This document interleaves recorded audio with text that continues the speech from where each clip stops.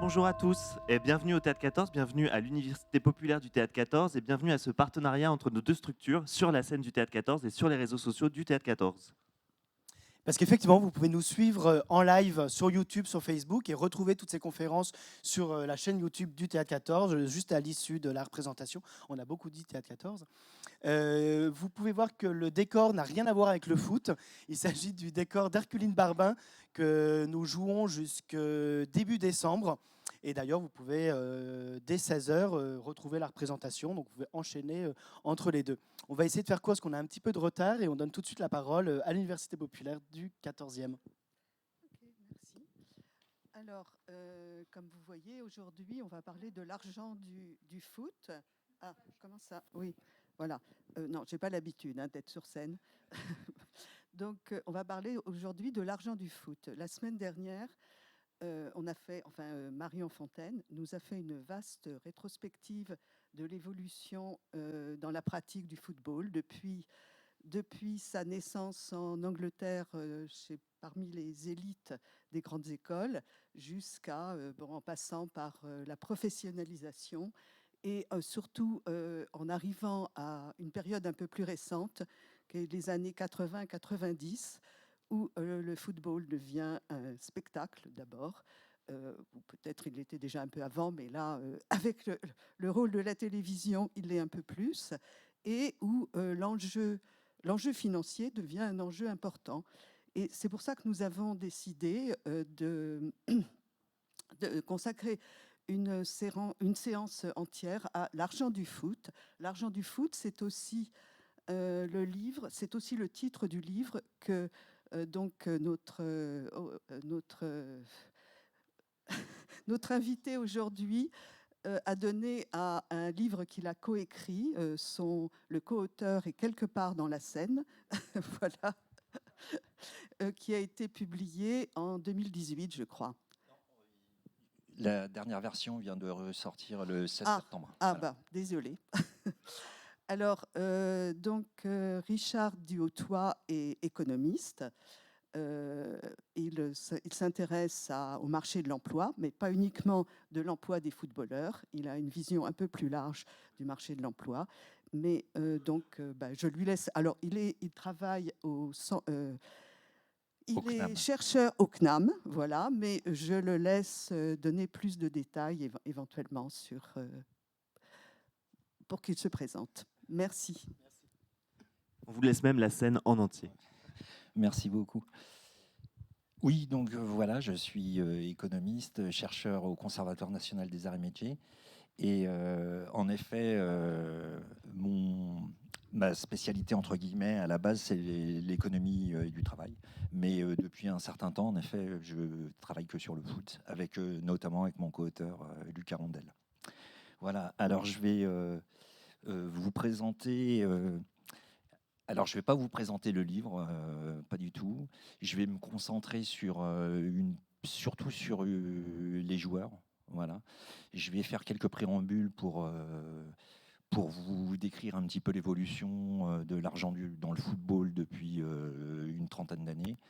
Mais c'est surtout, évidemment, je pense que ce qui vous intéresse, c'est le salaire, le marché du travail des footballeurs, la concurrence qui existe pour devenir footballeur, de la formation au métier. Voilà. Je crois que j'ai rien oublié dans l'introduction. Voilà. Donc je vais faire le lien avec la présentation précédente et je vais vous parler un petit peu d'histoire. Donc il y a un sociologue anglais qui s'appelle Richard Giulianotti qui distingue 4 périodes dans l'histoire du football. Alors la première période, c'est la période traditionnelle qui va de la naissance du football et de ses règles au 19e siècle jusqu'à la Première Guerre mondiale. Donc c'est cette période est surtout caractérisée.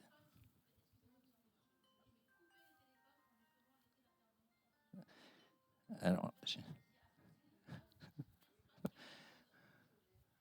donc cette période traditionnelle, hein, donc qui va de la naissance des règles à la fin du 19e siècle jusqu'à la Première Guerre mondiale, et qui est surtout caractérisée par l'organisation des compétitions nationales.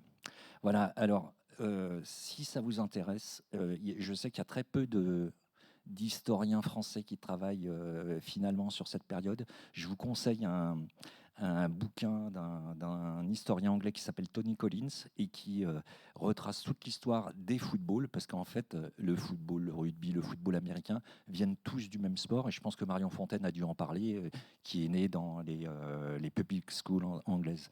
Mais ce bouquin est super intéressant parce qu'il voit comment tous les footballs se sont séparés à un moment donné, à la fin du 19e siècle, et notamment comment les règles se sont instaurées dans les différents pays. D'accord.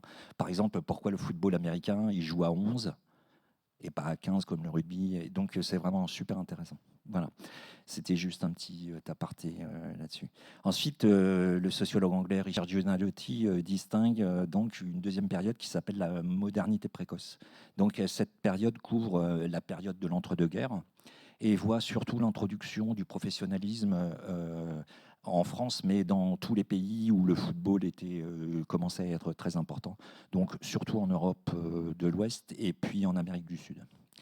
Donc cette période est marquée par l'évolution de la pratique, d'accord. Donc aussi quelques changements de règles, comme une modification du hors-jeu, par exemple en 1925. Et elle passe de la pratique des aristocrates, notamment, vers évidemment les classes populaires. D'accord. Ce qui explique évidemment le professionnalisme, puisque évidemment les ouvriers pour jouer ont eu besoin d'être payés. Voilà, juste un autre truc, c'est que le premier championnat professionnel de foot, c'est en Angleterre en 1888, et donc en 1893 en Écosse, et puis après, donc il a fallu attendre une trentaine d'années pour que les autres championnats se professionnalisent. Ensuite, la troisième période qu'il distingue, ce qu'il appelle la modernité tardive, donc qui va de la Seconde Guerre mondiale jusqu'aux années 80. Donc les années 80 sont surtout marquées par les premières diffusions des matchs de championnat en direct. Et donc en France, c'est en 84, en Angleterre, c'est en 83. Donc vous voyez, c'est pas si lointain que ça. Avant, c'était essentiellement les matchs de l'équipe de France, des équipes nationales, et évidemment les grands matchs européens dans les années 70. La quatrième période, c'est ce qu'il appelle la période postmoderne, donc qui débute à partir du début des années 90. Et donc l'économie du football connaît alors une forte croissance. Hein. C'est surtout là-dessus en fait qu'on va se concentrer. Et mon co-auteur a trouvé un super nom, c'est les 30 Glorieuses du football. Voilà. Donc la période postmoderne, elle se caractérise vraiment par différents événements. Donc l'arrêt Bosman, donc, qui a introduit la libéralisation de la mobilité des footballeurs. Alors, juste aussi, en fait, l'arrêt Bosman a permis la mobilité internationale des footballeurs, mais évidemment, c'est une condition nécessaire, mais pas suffisante. Alors, pourquoi ? Parce que, en fait, dans les années 70, vous savez, les footballeurs, depuis le professionnalisme en 1932 en France, ils avaient ce qu'on appelle des contrats à vie. C'est pas qu'il n'y avait pas de mobilité, c'est que c'est les clubs qui décidaient. Et donc, dans les années 60, ils ont commencé à protester. Il y a eu la création de l'UNFP en 61. Et puis, ils ont fait une grève, donc, au début des années 70, pour pouvoir être libres de bouger où ils voulaient. Mais donc, évidemment, cette grève a abouti sur la charte du football professionnel en 1973. Et les footballeurs ont eu, a priori, la possibilité de bouger. Mais en fait, il y a eu beaucoup moins de mobilité parce qu'il y avait beaucoup moins d'argent à cette époque. Donc, ce que je voulais dire, c'est que l'arrêt Bosman a permis, évidemment, la mobilité des footballeurs, mais évidemment, ce qui a permis aussi à ce que les footballeurs bougent, c'est l'augmentation des droits TV. D'accord ? Donc les droits de retransmission ont fortement augmenté. Donc ce qui a permis évidemment au club d'avoir de l'argent et de faire venir les joueurs. Voilà, donc c'est vraiment ces deux événements concomitants qui font que... Ouais, exactement. Voilà. Alors, moi, on dit toujours l'arrêt Bosman, mais après, derrière, il y a d'autres. En fait, il y a les accords de Cotonou en 2001 qui ont permis aussi, vous savez, de faire venir des joueurs, notamment des pays africains, parce qu'il y a des accords avec l'Union européenne, etc. Mais je ne vais pas rentrer dans les détails parce que, bon, déjà, je serais incapable de bien détailler, mais voilà, c'est assez complexe, en fait. Donc voilà, il y a eu l'envolée des droits TV, qui est très importante évidemment pour faire bouger les joueurs. Et récemment aussi pour les grands clubs européens, disons les 10 plus grands, une envolée des contrats de sponsoring. Voilà, mais je reviendrai peut-être dessus après. Donc le troisième événement, c'est évidemment le rachat des clubs par des milliardaires et par des États. Donc vous êtes au courant. Et donc ce qui s'est passé, c'est une augmentation des inégalités de revenus entre les clubs et aussi entre les joueurs, entre les championnats, etc. Donc, je vais surtout me concentrer un petit peu là-dessus au départ. Voilà. Alors, dans notre bouquin, voilà, nous, notre thèse, c'est qu'on est au début d'une nouvelle ère. Alors, on l'a appelé l'hypermodernité, voilà, postmodernité, hypermodernité. Et c'est caractérisé par quatre éléments. Donc, les inégalités économiques importantes, donc, comme je disais, entre clubs, entre championnats, qui ont des conséquences à la fois dans les championnats domestiques et évidemment dans les compétitions européennes. Donc, en effet, c'est dominé maintenant par quelques clubs. Voilà. Le deuxième élément, c'est l'arrivée de nouveaux types d'investisseurs et la multipropriété des clubs qui se développe. D'accord ? Donc, la multipropriété de clubs, c'est des groupes qui détiennent différents clubs. Voilà.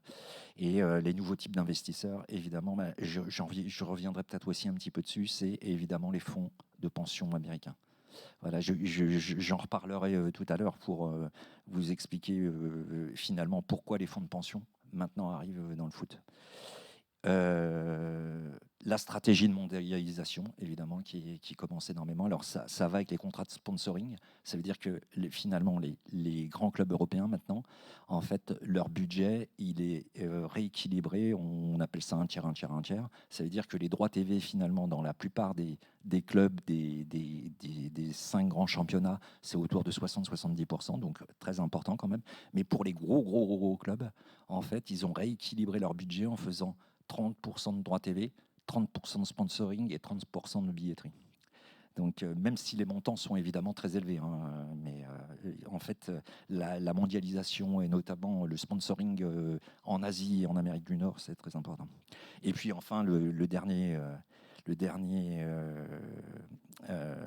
fait, c'est que évidemment, il y a le changement de diffusion et il y a de nouveaux diffuseurs et des nouveaux supports pour regarder les matchs qui arrivent, et notamment avec les GAFAN. Voilà. Donc, je vais surtout me concentrer sur la première partie, sur les inégalités économiques. Mais avant, voilà, je vais d'abord vous faire un petit préambule sur quelques faits, mais vraiment très peu sur l'économie du football dans son ensemble. Et après, je vais me concentrer sur la croissance des inégalités, donc entre clubs, entre championnats, entre joueurs. Je vais vous présenter un petit peu quelques faits sur le marché du travail des footballeurs. Et puis, on va se poser la question, finalement, sur est-ce que les footballeurs méritent leur salaire. Voilà.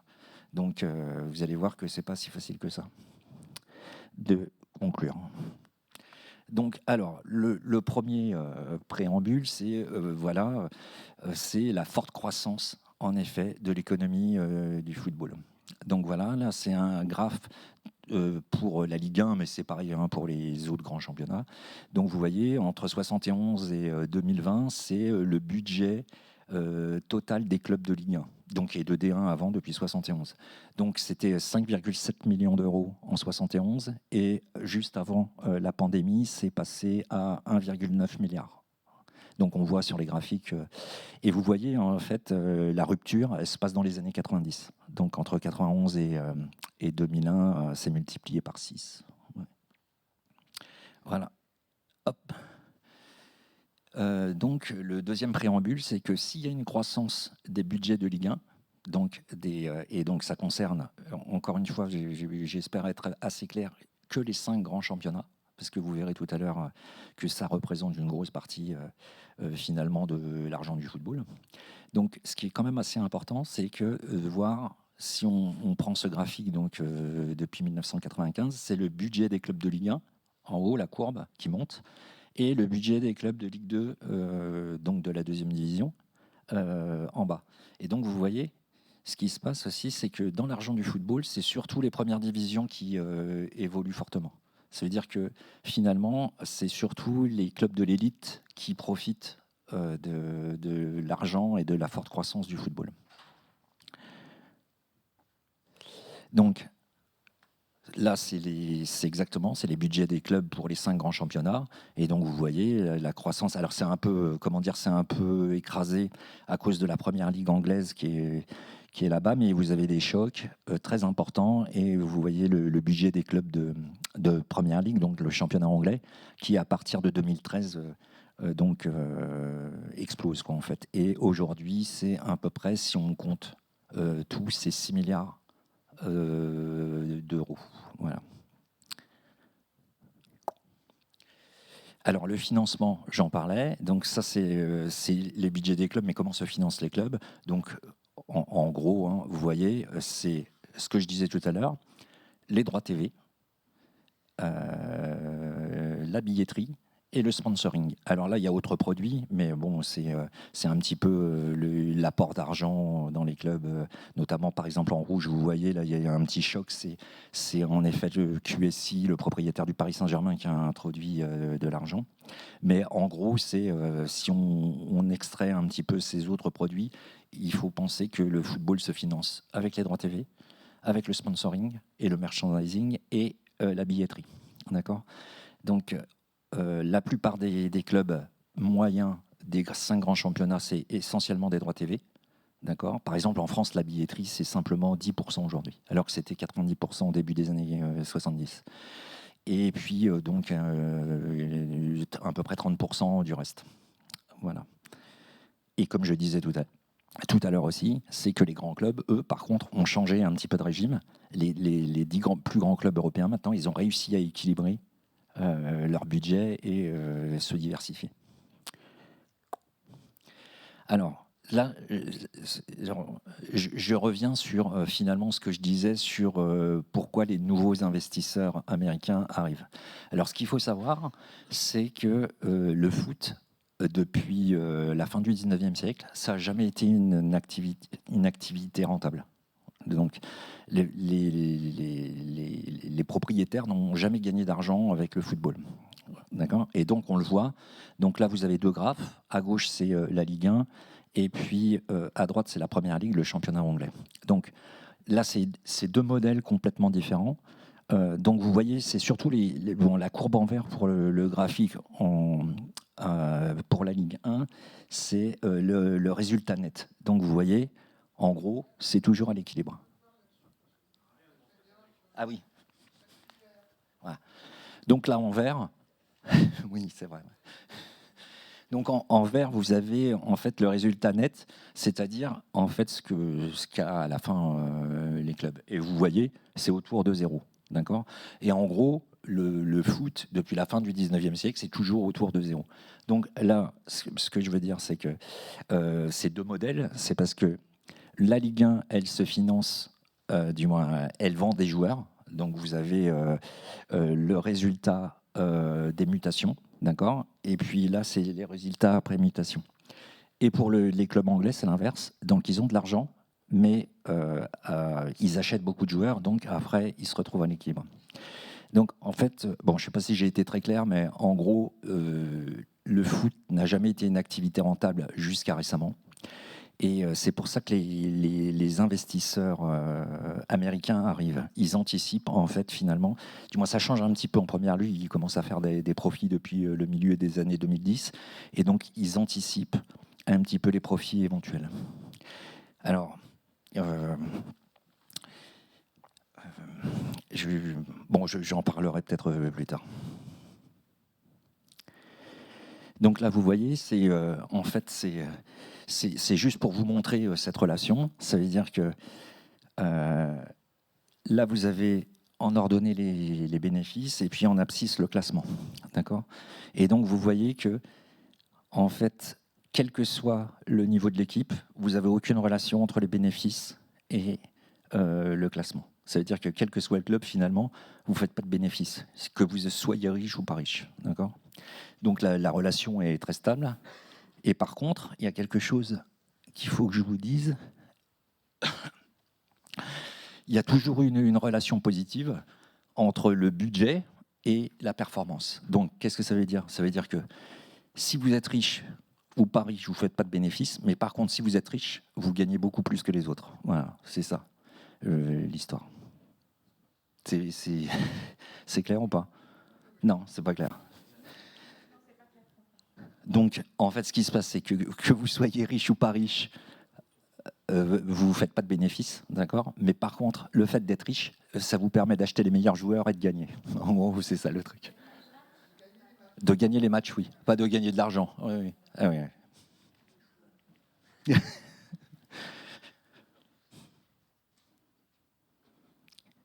Donc, c'est pour ça que, en fait, il y a eu une entrée des fonds d'investissement et des propriétaires de franchises américaines qui arrivent, puisque dans les systèmes américains, en fait, c'est des ligues fermées, d'accord ? Donc, les ligues fermées, c'est qu'il n'y a pas de promotion et relégation, d'accord ? Contrairement aux championnats européens, où vous avez une hiérarchie et les équipes qui finissent première du deuxième niveau montent dans le deuxième niveau. Alors qu'aux États-Unis, c'est des ligues fermées, c'est toujours les mêmes équipes qui jouent. Et donc, ils essayent un petit peu de rééquilibrer l'équilibre compétitif grâce à deux mécanismes. Le salary cap, donc le plafond salarial, et puis ce qu'on appelle la draft, quand ils vont chercher les joueurs dans les championnats universitaires. C'est-à-dire que l'équipe qui a fini dernier la saison précédente, elle choisit en priorité les meilleurs joueurs pour pouvoir rééquilibrer l'année suivante. Donc, ces mécanismes permettent de redistribuer les cartes, en quelque sorte. Et permettent aussi un truc très important, c'est finalement aux propriétaires des franchises américaines de diminuer la masse salariale en faisant le salary cap, et donc de capter une partie de la rente. Voilà. Ouais.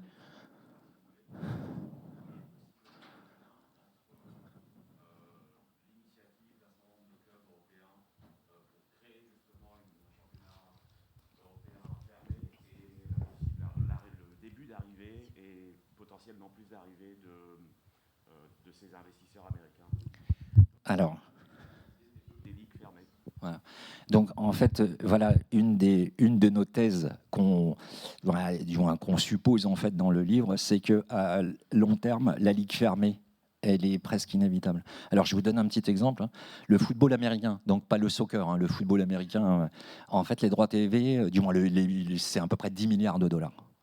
Vous voyez, la Ligue des Champions, si j'ai en tête, ça doit être à peu près, ils distribuent quand même une grosse somme, mais ça doit être 6 milliards, c'est ça ? Non, 3 milliards. Donc, c'est mon co-auteur qui m'a soufflé. Et donc, ce qui se passe, c'est que, imaginez le sport le plus populaire de la planète, le foot, avec les meilleures équipes, donc dans une ligue fermée, et la manne financière que ça serait. Donc finalement, on pense qu'à un moment donné, ça va être inévitable, mais par contre, ce qui serait bien, c'est que ça soit fait sous l'égide de l'UEFA pour pas que les règles soient modifiées comme Pérez voulait faire il y a quelques temps en changeant les règles, en disant un peu n'importe quoi, etc. Voilà.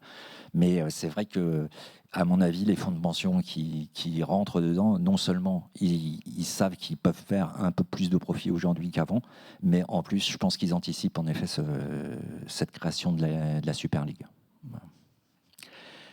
Et donc, vous voyez, hein, quand on regarde, j'ai pas fait le graphique, mais si on regarde depuis 2017, les fonds de pension américains ou les propriétaires de franchises, ils sont passés de 5 à 25 dans les grands championnats européens.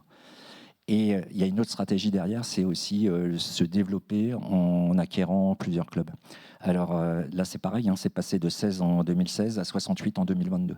Donc en fait, bon, il y a un intérêt financier à se diversifier, à avoir plusieurs clubs, mais il y a aussi un intérêt sportif. Ça veut dire que quand vous achetez un joueur, par exemple un jeune joueur, vous pouvez l'envoyer dans un club un peu moins prestigieux pour qu'il se forme pendant quelques années et puis le récupérer. Donc bon, voilà, ça crée aussi des problèmes de concurrence entre les équipes. Bon, je pense que l'UEFA aussi, même s'ils ont commencé à légiférer là-dessus, ils vont être obligés aussi de légiférer encore plus. Voilà. Il n'y a pas de questions là-dessus ? Donc c'était un préambule sur l'économie du foot. J'aurais pu vous mettre plein de trucs, hein, mais voilà, c'était simplement pour que vous voyez un petit peu comment ça a évolué ces dernières années. Donc là, je vais me concentrer sur les inégalités. Donc voilà, ce qui s'est passé pendant les 30 glorieuses du football, c'est une croissance des inégalités. Donc inégalités entre championnats, entre clubs et entre footballeurs. Donc entre championnats. Voilà. Donc, les inégalités ont fortement augmenté au sein du Big Five, comme je vous ai montré tout à l'heure. Le Big Five, c'est les 5 grands championnats européens. Donc, Espagne, Italie, France, Allemagne et Angleterre. Voilà. Donc, là, c'est le même graphique que tout à l'heure. Donc, on voit au sein du Big Five, et notamment avec la croissance très, très forte de la première ligue anglaise, mais aussi entre le reste du monde. Alors, si vous voulez, il y a 211 fédérations de foot, donc plus que de pays. Et en fait, les 5 grands championnats représentent une grosse partie de l'argent du football. Alors là, je vous donne simplement les chiffres pour l'Union européenne. Donc imaginez ce que ça fait par rapport au reste du monde. C'est que le budget du Big Five, c'est 65% des budgets des 55 fédérations européennes.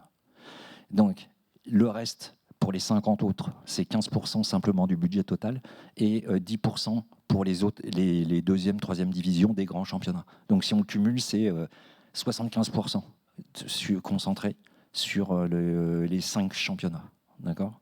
Donc l'argent du football, il est concentré vraiment sur ces championnats-là. Et évidemment, on a l'impression qu'il y a de l'argent du football partout.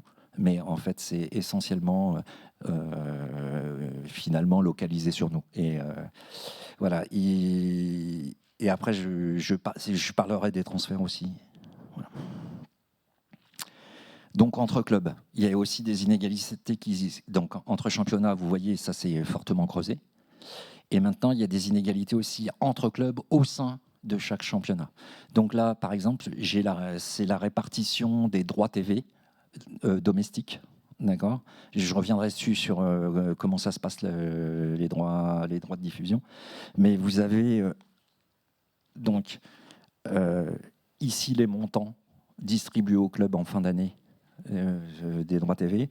Et puis vous avez le classement en abscisse. Donc en gros, en Angleterre, vous voyez, le premier il a 160 000. Et puis le dernier, il a à peu près 100 millions. Et j'ai eu 160 millions et 100 millions.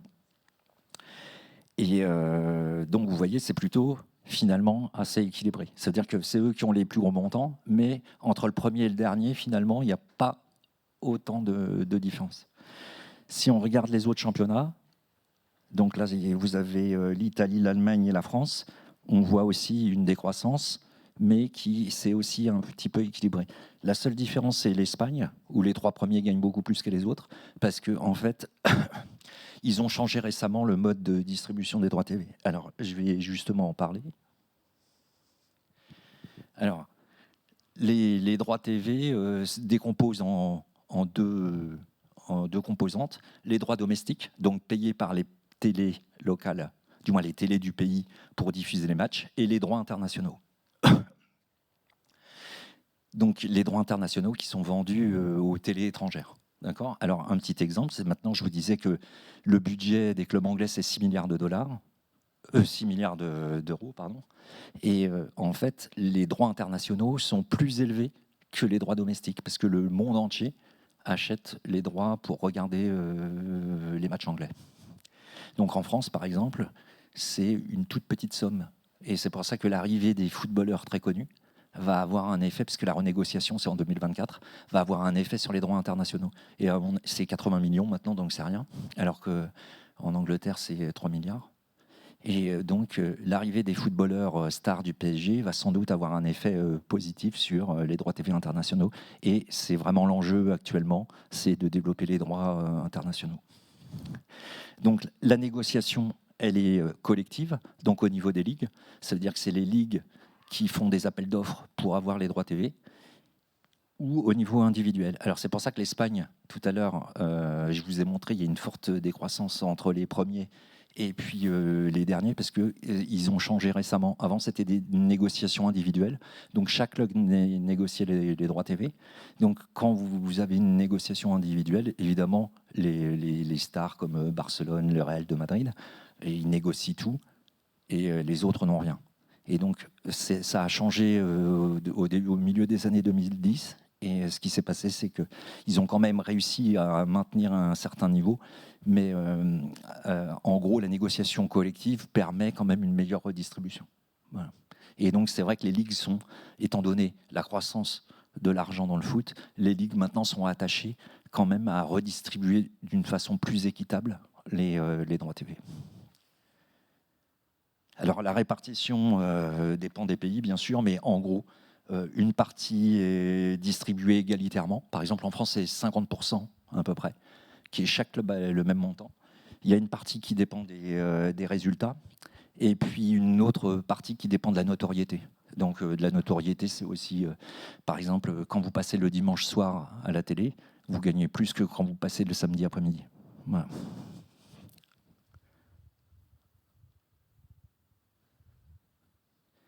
Et donc, il y a aussi évidemment, un autre effet dont on a parlé tout à l'heure qui fait qu'il y a une croissance des inégalités entre clubs, c'est la Ligue des Champions notamment. Donc, évidemment, la Ligue des Champions, c'est, vous voyez là, il y a des montants entre 2003 et 2012, c'est des moyennes la moyenne par an que les clubs ont gagné. Donc vous voyez 2003-2012, Manchester United qui a gagné le plus, c'était 32 millions. Et aujourd'hui, là, entre 2013 et 2019, c'est l'équipe qui a gagné le plus, c'était la Juventus, c'était 80 millions en moyenne. Donc en fait, vous voyez, ça a été multiplié par 3 et puis ça continue d'augmenter. Donc d'où la question à un moment donné, c'est pour ça que les clubs savent très bien qu'une Super League, ça va encore leur rapporter beaucoup plus d'argent, donc, et notamment les propriétaires. Et donc c'est pour ça que l'UEFA tente toujours de modifier la forme de la compétition, et la réforme de 2024 qui arrive, elle, finalement, c'est encore un pas vers une Super League. Et donc, troisième inégalité, c'est évidemment l'inégalité entre les salaires des footballeurs. Alors, vous voyez là, ce graphe, c'est donc un petit histogramme qui est entre 2002 et 2019. C'est la part des salaires qu'ont les 10% les mieux payés. Donc en 2002, c'était 40%. Donc les 10% les mieux payés avaient 40% des salaires. Et aujourd'hui, du moins en 2019, c'est 54%. Donc il y a une forte croissance. En fait, ce qui se passe, c'est que, évidemment, les meilleurs joueurs sont de plus en plus bien payés, et c'est ce qu'on va voir tout de suite. C'est lié à l'économie des superstars. Voilà. Ah oui, j'ai oublié ce graphique très important. Donc, juste pour vous montrer un petit truc sur la croissance des salaires. Donc là, c'est un petit graphe entre 1950 et 2020. Donc, c'est le joueur le mieux payé au monde rapporté au SMIC français. Donc, vous voyez, dans les années 50, c'était tout petit, c'était proche de zéro, bon, même si l'échelle est écrasée. Et donc, à partir des années 90, vous voyez la courbe, comment elle est exponentielle? Ah. Donc, vous voyez, même si c'est un peu écrasé, donc le joueur anglais, donc son salaire rapporté au SMIC français était autour de, bon, j'ai plus le chiffre en tête, mais ça doit être 10 ou 20. Et aujourd'hui, Lionel Messi, en fait, si on rapporte son salaire au SMIC français, c'est 5000 fois le SMIC français. Donc, vous voyez qu'à partir des années 90, en effet, la courbe est complètement exponentielle. Voilà. Et donc, cette courbe, on pourra la recommenter, puisque finalement, c'est exactement aussi la courbe, du moins, si on faisait la distribution des salaires. Donc, au lieu de mettre les années là, on mettait en fait le niveau de salaire des joueurs, vous voyez, croissant, on aurait exactement un peu cette courbe. Voilà. Et donc, c'est en fait l'économie des superstars qui est comme ça.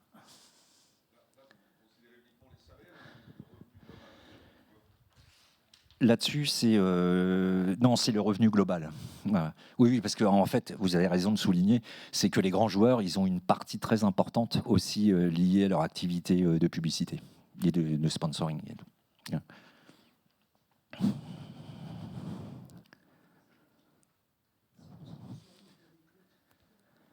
Pardon ?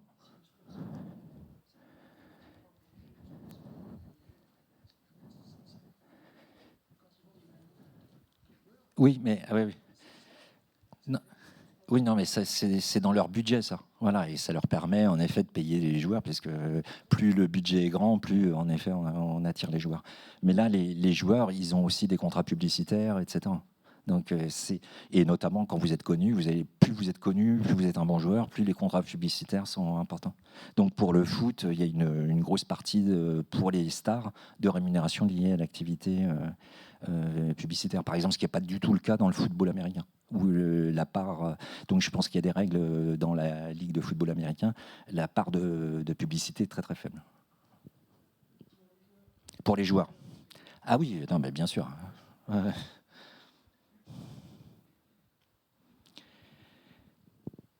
Alors, en effet, donc, les inégalités se creusent à cause de ce qu'on appelle l'économie des superstars. Donc, en gros, qu'est-ce que c'est ? C'est plus il y a d'argent, plus les meilleurs captent l'ensemble de la rente. D'accord ? Donc, il y a deux thèses, du moins, j'allais dire qui s'opposent, mais ça ne s'oppose pas vraiment, mais il y a deux explications. Donc, il y a un économiste américain qui s'appelle Rosen qui dit que, donc vous voyez la courbe, je reviens juste derrière. Voilà. Donc, c'est une courbe convexe. D'accord ? Et donc, il explique cette convexité de la courbe. Et donc, il appelle ça l'effet Pavarotti, ou ça s'appelle l'effet Pavarotti, ou the winner takes all. D'accord ? Donc, la forte convexité du revenu en fonction du talent. D'accord ? Pourquoi ? Parce que, en fait, quand vous avez des joueurs très très talentueux, c'est très peu substituable avec les autres joueurs. Donc, pour avoir ce joueur, on est prêt à payer des fortunes. D'accord ? Donc, ça, c'est une des explications. Et puis, il y a une autre explication d'un autre économiste qui s'appelle Adler, donc, qui, lui, dit que c'est la popularité qui est une source de l'effet superstar. Donc, vous avez deux thèses qui s'opposent. En fait, le talent et la gloire. Dis-moi, je simplifie un petit peu, mais c'est comme ça. Et donc, il y a eu des tests empiriques avec des données.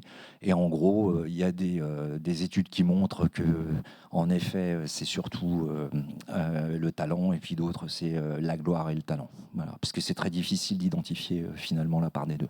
Voilà. Merde. Alors, là, maintenant que j'ai un petit peu expliqué qu'il y a très peu de joueurs. Du moins, j'espère que j'ai été assez clair pour que vous compreniez que finalement, il y a très peu de joueurs qui gagnent beaucoup et beaucoup qui gagnent pas autant que ça.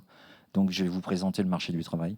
Et donc, ça vient vers, finalement, ce qu'on appelle la théorie de la segmentation du marché du travail. Donc, alors, nous, la théorie de la segmentation du marché du travail, c'est une vieille théorie des années 70, mais en fait, pour expliquer le marché du travail des footballeurs, au départ, on avait tendance à dire qu'il y avait deux segments. Évidemment, il y a toujours plein de segments, mais il y a deux segments. Il y a un segment primaire supérieur, donc où les joueurs sont peu nombreux, demandés par de nombreux clubs et donc en situation de monopole, d'accord, pour négocier leur salaire. Donc, il y a plein de clubs qui les demandent et eux, ils sont tout seuls. Et là, donc en gros, c'était un petit peu 5% des footballeurs. Et puis le reste, donc 95%, c'est plutôt ce qu'on appelle le segment secondaire. Et donc, les joueurs sont très nombreux et demandés par peu de clubs. Donc, ils sont en quasi-monopsone. Donc, les salaires sont beaucoup plus modestes et les carrières très courtes. D'accord ? Alors, nous, dans notre bouquin, ce qu'on dit maintenant, mais bon, c'est une hypothèse, c'est qu'en fait, il y a 3 segments maintenant. Il y a toujours ce segment secondaire, avec la majeure partie des joueurs, et puis le segment primaire supérieur qui est décomposé en 2. Ça veut dire, vous avez toujours les superstars, ceux qui jouent par exemple dans les grands clubs européens, qui font la Ligue des Champions, et vous avez les hyperstars. Les hyperstars qui sont très nombreux, qui sont une dizaine, et qui gagnent des fortunes. Voilà. Et évidemment, la presse se concentre énormément sur ces hyperstars, notamment, et les superstars. Bon, c'est une thèse qu'on défend, mais bon, vous avez le droit de ne pas être d'accord. Alors, l'effet de la segmentation est très important, notamment sur la durée des carrières.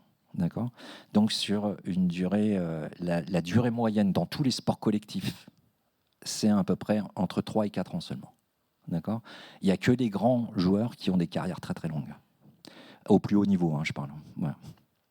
Alors, il y a une étude d'un économiste allemand qui a étudié donc, la durée de carrière des footballeurs entre 1963 et 2003. Donc, en fait, le football allemand s'est professionnalisé très tard, en 1963. Et donc, il a 40 ans d'observation. Et c'est très intéressant parce qu'il n'y a pas de censure ni à gauche ni à droite. On a les carrières complètes des joueurs. Et donc, ce qu'il observe, c'est qu'il y a un tiers des joueurs qui a joué qu'une seule saison. Je reviendrai dessus, là, sur ce un tiers. Et seulement 1 sur 12 qui a joué 10 ans ou plus. D'accord ? La carrière d'un footballeur ne dure que 4 ans en moyenne, bon ça je l'ai dit, et 3,4 ans si on tient compte des interruptions. En Angleterre, il y a une autre étude qui montre que alors, le football professionnel en Angleterre, c'est les 4 premières divisions, contrairement aux autres pays où c'est les 2 premières. La durée moyenne dans ces 4 divisions, c'est simplement 6 ans. Et puis 20% des joueurs au sein des 4 divisions changent chaque année. Donc je ne sais pas si vous imaginez. C'est-à-dire qu'il y a 20% de départ, 20% d'arrivée au sein des 4. Donc il y a 20% qui disparaissent. Et alors, on avait fait une étude sur la France. Donc à partir, donc il n'y avait pas beaucoup de joueurs, mais il y en avait 213, et notamment donc entre 98 et 2009. Et donc évidemment, on n'avait pas l'ensemble des carrières puisqu'on n'avait que 12 ans. Et donc on a quand même tenté d'estimer ces durées moyennes en prenant en compte les censures. Donc et donc, on avait observé que 25% des joueurs changent d'employeur chaque année. Donc, 25% des joueurs qui changent de club. Entre 1998 et 2009, la durée de carrière, c'est aussi 4 ans, on avait observé, donc en prenant en compte les censures. Et il y a seulement 40% des footballeurs qui ont une carrière égale à 5 ans ou plus. Alors, je vais vous montrer un graphique qui marche à tous les coups, mais alors, voilà. Donc ça, c'est la distribution des durées de carrière. Alors, en Allemagne, donc l'étude dont je vous ai parlé, et pour la D1 féminine. D'accord ? Donc, comme on travaille un peu sur le football féminin aussi, et il y a un site qui nous permet de récupérer les données sur le football féminin. Et donc, vous voyez, qu'est-ce qui se passe ? C'est que déjà, c'est quasiment identique, les durées de carrière. Et alors, après, je vous dis un autre truc. Et donc, vous voyez, un tiers des joueurs et des joueuses, que ce soit dans le championnat féminin ou dans le championnat allemand, qui ont simplement 1 an de carrière. Et alors, on a fait la même chose sur le football, le soccer aux États-Unis, donc la MLS, et on a exactement le même graphique aussi. Voilà.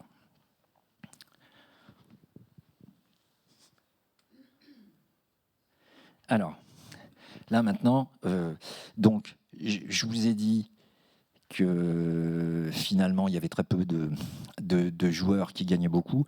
Il y a très peu de joueurs qui ont des carrières longues. Donc, je vais vous parler maintenant de la concurrence. Donc, non seulement c'est très difficile de rester sur le marché du travail du football, et notamment à haut niveau, et d'avoir un salaire d'hyperstar, mais il existe aussi une concurrence en amont, donc, que je vais vous décrire maintenant. Donc, je vais parler de concurrence, mais je vais détailler quelques concurrences différentes. Alors, la première concurrence, c'est la formation et du moins le recrutement. Donc, une concurrence entre jeunes joueurs. Alors, là, je vais me lever aussi. Donc là, ce petit graphe, qu'est-ce que c'est? C'est comment, en fait, les jeunes footballeurs sont recrutés quand ils sont jeunes, d'accord? Donc là, vous avez avant les U13, ok? Donc avant 12 ans. Donc ce qui se passe, c'est que vous avez évidemment plein de clubs de foot en France. Il y en a 15 000. Et dans chaque club, et tous les petits garçons, du moins beaucoup de petits garçons, jouent au foot et rêvent de devenir footballeurs. Et donc parmi ces jeunes footballeurs, il y a toujours des bons joueurs. Il y en a plein même, il y en a des tonnes et des tonnes.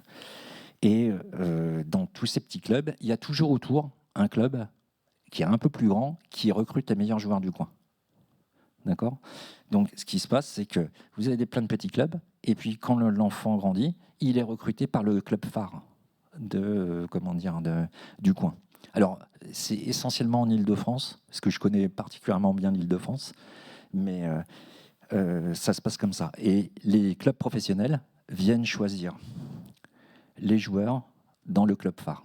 Donc, vous voyez, il y a plein de jeunes joueurs déjà qui échappent au recrutement, alors qu'a priori, ils peuvent être bons. Et donc, je vous ai donné des statistiques. C'est qu'en U11, donc à l'âge de 10 ans, il y a 88 000 joueurs en France. D'accord ? En U13, donc, on leur fait signer... Donc, les clubs professionnels qui viennent recruter, ils recrutent à partir de 13 ans les jeunes joueurs et leur font signer des ANS, des accords de non-sollicitation. Ça veut dire que le joueur continue de rester dans ce club local phare en 4e et en 3e, et il va dans le centre de formation à partir de la seconde, souvent. Donc un accord de non-sollicitation, ça veut dire qu'à 13 ans, on dit que ce petit est bon, on lui fait signer ce petit accord, il reste dans son club local, et après il va dans le centre de formation. Et donc accord de non-sollicitation, c'est pour pas qu'il aille ailleurs. Voilà. Et donc il faut avoir un centre de formation agréé pour faire ce genre de choses. Bon... Je reviens aux petites statistiques.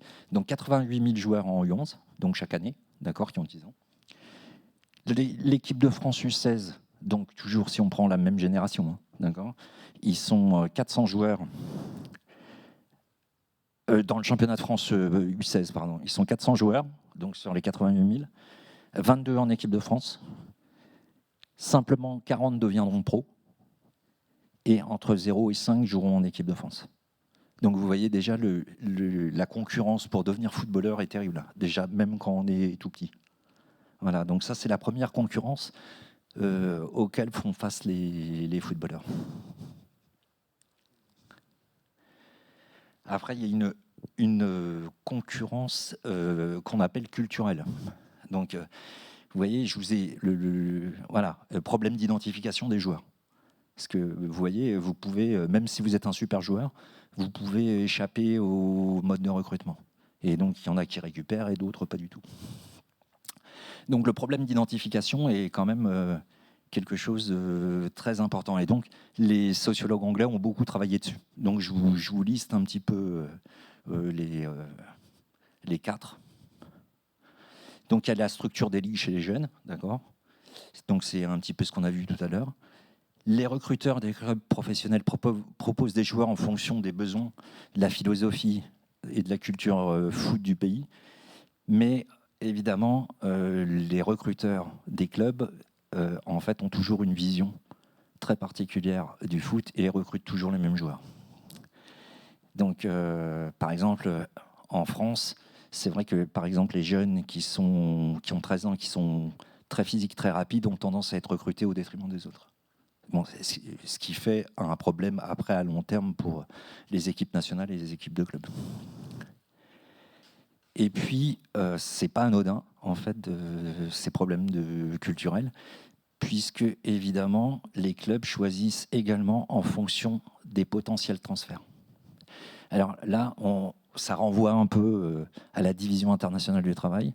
En France, on va recruter, par exemple, des joueurs très rapides et très physiques, et puis les clubs les recrutent notamment pour les vendre.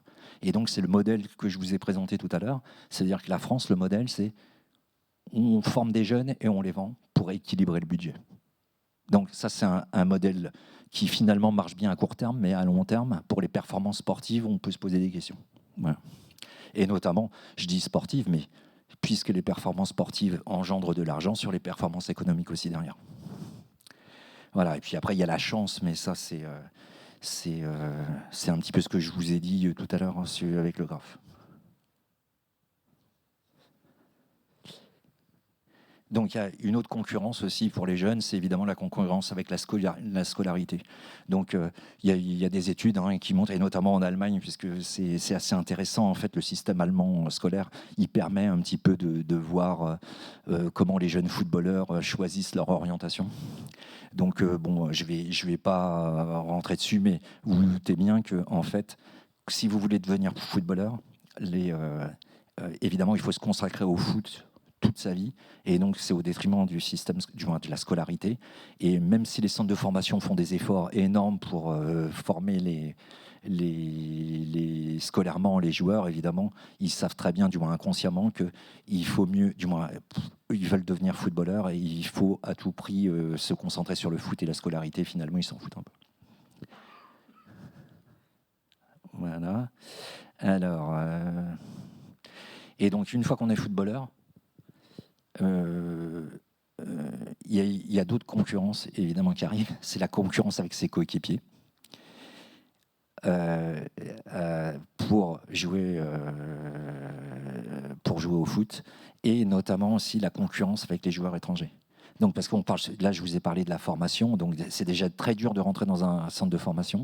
C'est très dur d'en sortir, parce qu'il y a simplement 10% des joueurs qui rentrent dans les centres de formation qui deviennent footballeurs professionnels. Et puis, une fois qu'on est professionnel, même si on a réussi tout ça, donc à passer le recrutement du club local phare au centre de formation, vous avez après la concurrence avec les autres joueurs, et notamment avec les joueurs étrangers. Aujourd'hui, en France, il y a 50% de joueurs étrangers dans le championnat de France, et c'est beaucoup plus en Angleterre encore. Donc vous voyez, c'est en fait, finalement, la question, c'est pour ça que je vous ai dit ça, c'est on a parlé du salaire, du marché du travail, de quelques joueurs, de la formation qui est très difficile, du recrutement, et une fois formé, c'est encore plus difficile. Alors il y a un sociologue français qui raconte l'histoire dans un de ses livres, je le cite souvent, mais j'aime bien, qui s'appelle Frédéric Razérin, ça s'appelle Les footballeurs au travail. Et donc, ils en ont fait une petite BD dans la collection Sociorama de Casterman. Et donc, par exemple, il donne l'exemple d'un joueur qui a un contrat professionnel pendant un an, comme je vous ai montré sur le graphique, il y en a beaucoup, qui n'a pas fait un seul match de foot professionnel de sa vie. Donc voilà, ça crée des problèmes aussi sur finalement l'environnement des joueurs et des jeunes joueurs, et qui ont vécu pour ça, et une fois que ça marche pas, c'est très très dur. Il y a de temps en temps dans la presse des exemples de joueurs qui n'arrivent pas à s'en sortir psychologiquement, et même qui vont plus loin. Et c'est pour ça que certains clubs maintenant font des cellules pour essayer de suivre les joueurs une fois qu'on s'en est débarrassé dans les centres de formation. Je pense à Crystal Palace en Angleterre qui ont fait ça récemment. Voilà. Alors, je vais finir sur un truc un peu rigolo. Je vais vous parler, je ne sais pas si vous connaissez, c'est l'effet d'âge relatif. Donc, en gros, qu'est-ce que c'est l'effet d'âge relatif? C'est la probabilité de devenir footballeur en fonction de son mois de naissance. Donc, je ne sais pas si vous êtes au courant, mais quand vous êtes né au début de la catégorie d'âge, vous avez 2 fois plus de chances de devenir footballeur que quand vous êtes né à la fin de la catégorie. Et c'est vrai, et ça marche pour tous les sports collectifs concurrentiels. Les premiers à avoir travaillé sur cet effet, c'est des Canadiens sur le hockey sur glace. Et donc maintenant, il y a plein d'études. Hein. Mais en fait, je vais vous montrer un petit peu les résultats. Tous les sports collectifs concurrentiels chez les hommes, il y a cette probabilité qui marche à tous les coups. Donc pourquoi ? Parce que évidemment, il y a 3 effets. Vous voyez, c'est la relation entre quand vous êtes jeune. En gros, c'est une relation entre le jeune plus âgé, les éducateurs, les parents. Donc, qu'est-ce qui se passe ? Il y a 3 effets, donc qui sont notés. Là, c'est les petites flèches entre les éducateurs, les parents, les jeunes plus âgés, et puis l'effet d'âge relatif, qui a un effet aussi après sur le recrutement, évidemment. Donc, il y a l'effet Pygmalion, d'accord. Donc, qu'est-ce que c'est ? C'est une prophétie autoréalisatrice qui améliore la performance du fait d'une croyance en sa réussite venant d'une autorité, donc les éducateurs, les parents. Vous avez l'effet Mathieu, donc c'est un mécanisme par lequel les plus favorisés tendent à accroître leur avantage sur les autres du fait qu'on leur donne plus. Il est là. Et puis, il y a le 3e effet qui est où il est l'effet Galité. Alors, je ne le vois plus. Voilà. Merde. Bon, j'arrive plus à le dire. Bon, en tout cas, il y a ce qui fait qu'il y a une probabilité beaucoup plus forte de devenir footballeur quand on est plus physique, plus mature, etc. Et je vous donne les statistiques. Donc, vous voyez, donc ça, c'est la Ligue 1 française. Ça marche à tous les coups. Hein. Là, c'est pour 2019-2020, mais vous pouvez faire ça sur toutes les années, tous les championnats, ça marche. Donc, quand vous êtes né au début de la catégorie, donc là, actuellement, c'est janvier, février, mars, vous avez 36%, du moins, il y a 36% de footballeurs qui sont nés au premier trimestre, contre seulement 16% au dernier trimestre. Et donc, on fait ça pour les filles, hop, et ça marche plus du tout. Non, mais c'est normal, c'est parce qu'il y a beaucoup moins de concurrence chez les filles, et donc l'effet d'âge relatif ne marche pas du tout. Et puis, pour le soccer américain pour les filles, ça ne marche pas non plus, alors qu'il y a beaucoup de filles qui jouent au foot, mais en fait, il y a beaucoup de petites filles qui jouent, mais après, elles s'arrêtent très très vite. Voilà. C'est fini.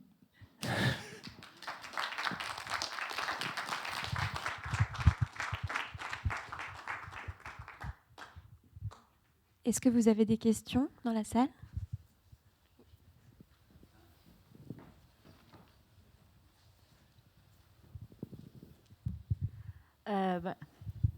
Ça marche ? Oui. Donc, merci déjà. Et puis, je voulais vous demander, donc c'est des carrières très courtes pour la majorité des joueurs, masculins, féminins, si j'ai bien compris d'ailleurs. Ouais. Qu'est-ce qu'ils font après ? Et quand on parle de carrière courte, enfin, qu'est-ce que je veux dire, quand je dis qu'est-ce qu'ils font après, est-ce qu'ils s'orientent vers des métiers sportifs ? Est-ce qu'ils s'orientent vers, je sais pas, vers autre chose qui n'a rien à voir ? Est-ce qu'on le sait d'ailleurs ? Et deuxièmement, toujours dans cette idée-là, à quel âge ? C'est-à-dire, c'est des carrières courtes, mais est-ce qu'ils commencent, par exemple, à 18 et ils s'arrêtent à 19 ? Ou est-ce qu'ils commencent à 23 et ils s'arrêtent à 24 ? Parce que ce n'est pas la même chose après de se retrouver sur le marché du travail à 19 ans et à 24 ans. Enfin, je pense. Hein. Et puis voilà. Merci. Alors, sur ce que deviennent tous ces footballeurs, finalement, on n'en sait rien. Mais il y a une chose qui est sûre, c'est que, vous voyez, il y a 2 divisions professionnelles, donc qui est gérée par la Ligue de football professionnel, donc la Ligue 1 et la Ligue 2. Donc, eux, ils ont des contrats professionnels, et après, quand ils n'ont plus de contrats professionnels, finalement, on ne sait pas ce qu'ils deviennent. Mais on avait un projet avec un sociologue sur travailler sur les divisions inférieures. Et donc, à partir de national, donc les clubs qui redescendent de Ligue 2 en national, ils restent professionnels pendant 2 ans s'ils ne remontent pas. Et après, ils redeviennent amateurs. Mais entre donc, le troisième niveau, le national 2, national 3 et la régionale 1, donc, qui est le premier niveau au niveau régional, en fait, les joueurs peuvent avoir ce qu'on appelle des contrats fédéraux. Et les contrats fédéraux, c'est des contrats gérés par la Fédération française de football. Donc, ce n'est pas des contrats de footballeurs professionnels, mais c'est quand même des contrats de travail. Donc, il y a sans doute plein de joueurs qui vont aussi, en fait, dans ces divisions, où c'est des divisions où on peut plus ou moins vivre du football avec des tout petits salaires.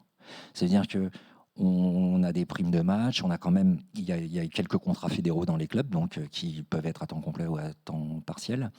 Et en fait, donc ces joueurs-là sont payés une somme qui est fixée par la fédération. Donc eux, ils peuvent, vivre un petit peu moyennement. Et d'autres, en fait, qui sont dans ces divisions-là, peuvent être éducateurs du club, travailler en gros pour le club et avoir un petit salaire qui leur permette de vivre. Et donc, à mon avis, la plupart, mais on ne sait pas, hein, parce que vraiment on voulait faire ce projet, mais c'est très compliqué. À mon avis, il y a beaucoup de... Et donc ça vient sur votre deuxième question, c'est qu'évidemment, c'est des jeunes joueurs qui disparaissent. Parce qu'à partir d'un certain âge, déjà quand on est resté professionnel, déjà on a dépassé le seuil pour pouvoir avoir une carrière honorable. Mais voilà, la seule chose que je peux vous dire, c'est ça. Voilà. Oui, merci pour cet exposé. Vous êtes économiste. Je suis étonné que vous n'ayez pas parlé du pari sportif dans le football. C'est à mon avis très important. Un peu comme les courses hippiques, d'ailleurs, elles sont devenues populaires quand on a ouvert les paris au PMU, quoi. Donc, moi, je voulais dire dire encore aujourd'hui que le foot est populaire, dans la pratique sportive des terrains de banlieue, peut-être. Mais l'activité économique que brasse le foot n'est plus du tout populaire. Donc il faudrait trouver un autre mot pour désigner le football que l'adjectif populaire. Oui, moi je suis pas d'accord avec vous. Bon, alors pour les paris, c'est vrai qu'on n'a pas travaillé dessus, donc bon, voilà, je vais pas en parler, mais pour l'histoire populaire, du moins c'est votre point de vue. Moi, je trouve que c'est très populaire, mais dans tous les sens du terme. Et je trouve que c'est populaire parce que, en effet, vous avez encore tous les petits garçons qui jouent au foot et maintenant beaucoup de petites filles. Et puis, vous avez dans le monde, c'est un sport qui transcende les cultures, qui transcende les religions. Donc, il y a très peu d'endroits au monde où finalement on ne joue pas au foot. Et ça s'explique facilement, hein, puisque c'est un sport aléatoire. Donc, en effet, ça attire, puisque c'est un sport à petit score. La meilleure équipe a une probabilité de gagner peut-être un peu plus forte, mais par rapport aux autres sports collectifs, quand même beaucoup plus faible.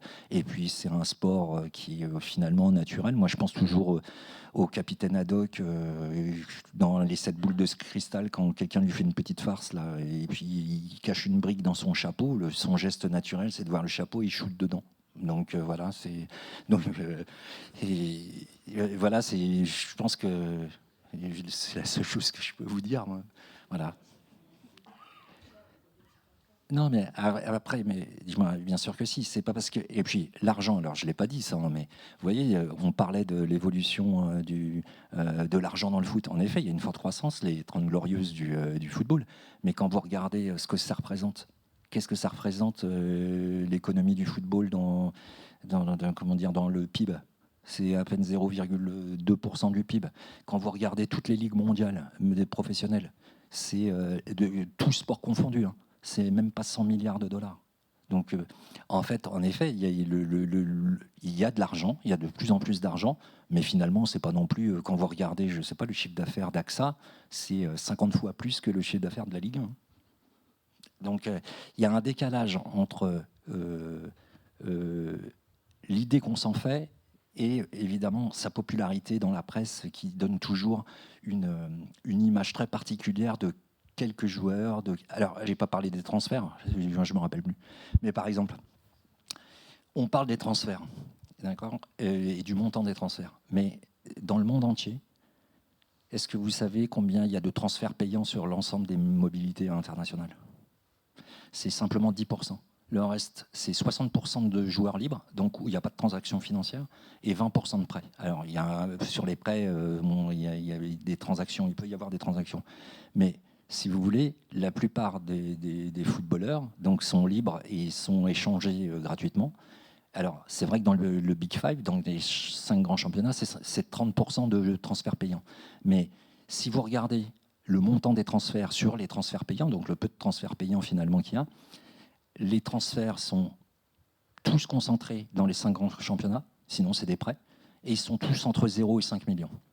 Et les transferts de plus de 5 millions, c'est vraiment Epsilon. Voilà. Donc,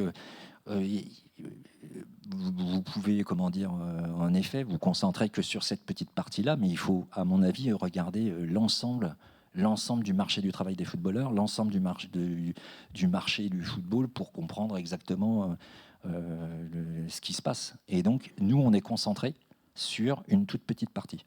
Bah après, voilà, c'est aussi intéressant, hein, mais il faut quand même avoir en tête que cette toute petite partie ne représente pas la majeure partie des footballeurs du monde entier, quoi, en fait. Oui. Dans quelle mesure est-ce que un professionnel du football, un joueur professionnel, est acteur dans le déroulement de sa carrière? On entend parler d'agents qui les entourent, qui négocient les contrats, etc. Et finalement, voilà, est-ce que le joueur lui-même, quelle est sa marge de manœuvre pour dérouler sa carrière? Ou est-ce que finalement, il y a une espèce de système, il est pris dans un système qui décide pour lui, quoi, quelque part? Alors, il y a très peu d'études sur ce sujet. Je pense à Didier Demasière, qui est un sociologue, qui a fait un travail une fois qu'il nous a présenté sur les agents de joueurs, et donc il nous a raconté un petit peu des anecdotes, puisqu'il a été faire des interviews. Donc, moi, c'est vraiment très difficile, parce que ça semble très hétérogène. Donc déjà, mais en effet, d'après ce qu'il nous disait, moi j'ai un peu le souvenir qu'il disait que maintenant les agents de joueurs, en fait, géraient toute la carrière des joueurs. C'est-à-dire qu'ils s'occupaient, sur les contrats, il y a plein de clauses, et puis ils s'occupent même de lui trouver un appart, de lui trouver des choses de la vie quotidienne. Mais en dehors de ça, je ne peux pas trop vous répondre, parce qu'il n'y a pas du tout d'informations en fait, scientifiques là-dessus, quoi. Voilà. J'ai 3 questions. La première, c'est vous avez dit que les clubs ne faisaient pas de profit, etc. Mais est-ce que ça change? On n'a pas trop bien vu. Est-ce que maintenant ils font des profits? Ou est-ce que ces fonds d'investissement, ils viennent parce qu'ils en attendent des profits pour plus tard? Parce qu'effectivement, avant, peut-être on ne gagnait pas d'argent, mais on gagnait de la popularité en président de club, pour peut-être la société qui investissait. Hein, on gagnait aussi en popularité parce que le PDG de telle société, devenant président du club, il en avait une gratification symbolique, mais peut-être aussi pour sa propre société un certain nombre d'avantages. Donc maintenant, est-ce que les grands clubs professionnels vont vers une structure où vraiment il y aurait du profit? Sinon, pourquoi ces fonds investiraient? Donc ça, c'est ma première question. Ma deuxième question, c'est est-ce que les petits clubs, les 15 000 dont vous parlez, il me semble qu'il y a un débat là-dessus, ont-ils autre chose que des miettes de cet immense argent, même si au niveau de l'économie mondiale, ce n'est pas énorme, mais enfin, au niveau du football, c'est énorme, c'est une croissance énorme. Donc, est-ce que les grands clubs disent toujours oui, les petits clubs, grâce à ça, ramassent aussi beaucoup, etc. Donc ça, c'est le point de vue quantitatif par rapport à ces petits clubs, ces 15 000 clubs locaux. Et est-ce que ça change leur fonctionnement même? C'est-à-dire, est-ce que ces petits clubs ne tendent-ils pas de plus en plus, moi je parle d'expérience un petit peu, justement à ne plus penser qu'à fabriquer leur propre élite, hein, et de moins en moins à être un club amateur. Voilà. Est-ce que ça ne change pas finalement toute la structure du football populaire au sens du football des 15 000 clubs amateurs. Voilà. Ça, c'est ma deuxième question. Et ma troisième question, c'est que vous aviez dit au début de votre exposé sur les salaires, hyper-salaires, des hyper-stars. Et alors, finalement, c'est quoi votre avis? On a vu qu'ils sont passés de 10 fois le SMIC à 5000 fois le SMIC. Ben, vous pensez que c'est bien ou vous pensez que c'est pas bien? Au début, vous avez annoncé que, voilà, là, vous avez montré pourquoi ça fonctionne. Mais est-ce que vous trouvez ça bien ou pas bien? Alors ça, c'est plus moral, plus citoyen, disons, moins économiste. Alors, sur la première question, c'est sur les profits. Donc, en effet, depuis le milieu des années 2010, notamment les clubs anglais commencent à faire des profits. Donc, c'est pour ça que les fonds privés américains viennent. Mais c'est la question qu'on a abordée tout à l'heure, c'est aussi parce que, à mon avis, ils anticipent vraiment un changement de régime du football européen. Voilà, moi, c'est un peu ce que je pense. C'est pour ça qu'ils arrivent à la fois parce qu'on commence à faire un peu de profit, mais en même temps parce qu'ils anticipent encore plus de profit. Mais bon, peut-être que finalement, ça ne va pas du tout se passer. Les fonds d'investissement vont s'en aller. Et puis, le foot va redevenir une activité, à l'équilibre, entre guillemets, à long terme. Donc ça, c'était la première question. La deuxième, c'était sur quoi déjà? Sur les... Ah oui. Alors, non, mais alors, vous savez, en fait, il y a une règle depuis plusieurs années, c'est quand un jeune joueur est passé dans un club, lors de son premier transfert international, tous les clubs entre U12 et U23, je crois, touchent, des petites commissions. Donc, il y a eu cette règle qui a été faite justement pour que les clubs formateurs en récupèrent une partie de l'argent. Donc, en effet, ils récupèrent des miettes. Pour un petit club amateur, je pense au transfert de Paul Pogba, parce que le club qui a touché l'argent, c'était un club dans lequel un de mes enfants jouait. Donc, ils étaient super contents, hein, même si c'était, Non, c'est en fait tous les clubs par lesquels est passé le joueur. Et donc, ça me permettra de répondre à la question d'après.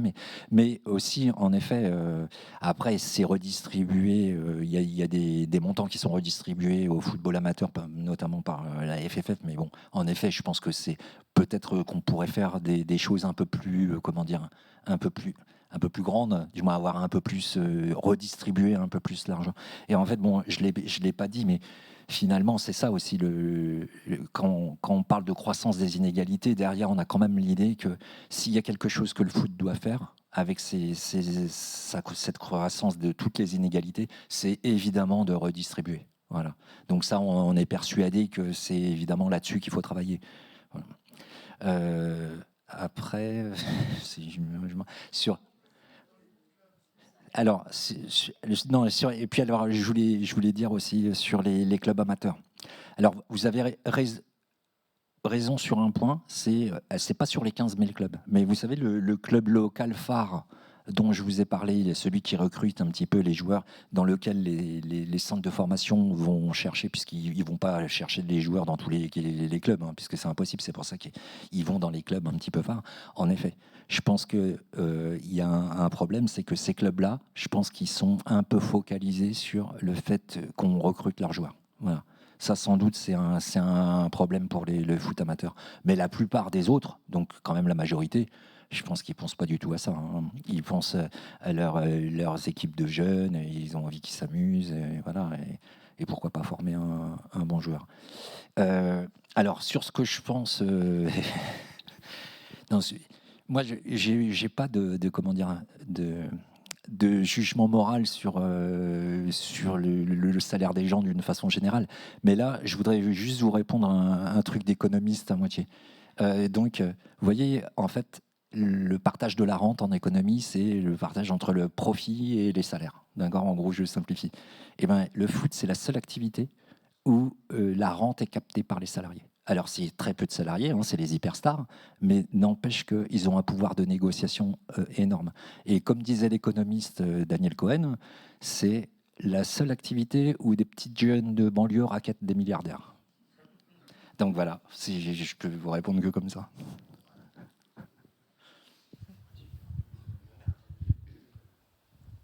Je le prends. Oui, je voulais vous demander quelque chose sur quoi vous n'avez pas fait d'études, mais que vous me donniez votre sentiment quand même. Vous avez plusieurs fois mentionné les sports collectifs en général. Et est-ce que vous pensez que ce processus de marchandisation et de rentabilisation affecte tous les sports collectifs comme le football, parce qu'on voit ce qui se passe dans le rugby actuellement avec la professionnalisation. Je ne pense pas que ce soit quand même du même niveau. Il n'y a pas des fonds de pension américains qui rachètent des fois, encore des clubs de rugby. Mais est-ce que c'est général ? Alors, en fait, par exemple aux États-Unis, sur les 4 gros sports, c'est général. Hein. C'est comme je disais tout à l'heure, le football américain, les budgets sont énormes. Le hockey sur glace, le baseball, et puis le basket. Donc certains joueurs ont des salaires encore plus élevés que les footballeurs. Donc si vous voulez, en effet, historiquement, de toute façon, la marchandisation est très présente aux États-Unis. Après, en Europe, c'est vrai qu'en Europe occidentale, on a l'impression qu'on est focalisé sur le foot, ce qui est vrai de toute façon, puisque c'est une des rares activités sportives où il y a autant d'argent. Mais après, moi, les autres sports, honnêtement, je ne les connais pas très très bien, mais je sais qu'il n'y a pas beaucoup d'argent. Il y a même des sports, je crois, comme le volley, qui n'ont même pas un seul centime de droit TV, etc. Donc, le processus de professionnalisation dans le rugby ne correspond pas. Non, mais c'est vrai, mais c'est lié à la popularité du football et du rugby. Je pense, mais si tout d'un coup le rugby devenait aussi populaire que le football, je pense qu'il y aurait exactement le même processus. Le cyclisme, c'est un sport ancien, en fait. Ça a été populaire au début du XXe siècle, et puis, en effet, c'est tombé un petit peu en désuétude. Après, je pense que les histoires de dopage, les histoires de... Bon, ça aide pas non plus à la popularité du sport, mais pour le coup, c'était un sport très populaire en France et en Italie avant la Seconde Guerre mondiale. Ouais. Non, mais en fait, de toute façon, je pense qu'en dehors du foot, les droits de retransmission sont ridicules. Même le foot féminin, quand vous pensez que Canal+ paye simplement 1 million d'euros pour diffuser tout le championnat, alors que pour le football masculin, c'est 700 fois plus. Donc, voilà. Est-ce qu'on a une idée du nombre de gens qui, indépendamment des joueurs qui jouent, bénéficient ou participent à l'économie générale du football? Je pense à la comparaison qu'on peut faire dans l'agriculture entre les 150 000 agriculteurs exploitants et toute l'économie agricole, etc. Alors moi, je n'ai pas les chiffres en tête, mais en effet, il y a forcément plein d'effets indirects. Mais en termes d'emploi, non, je ne sais pas du tout.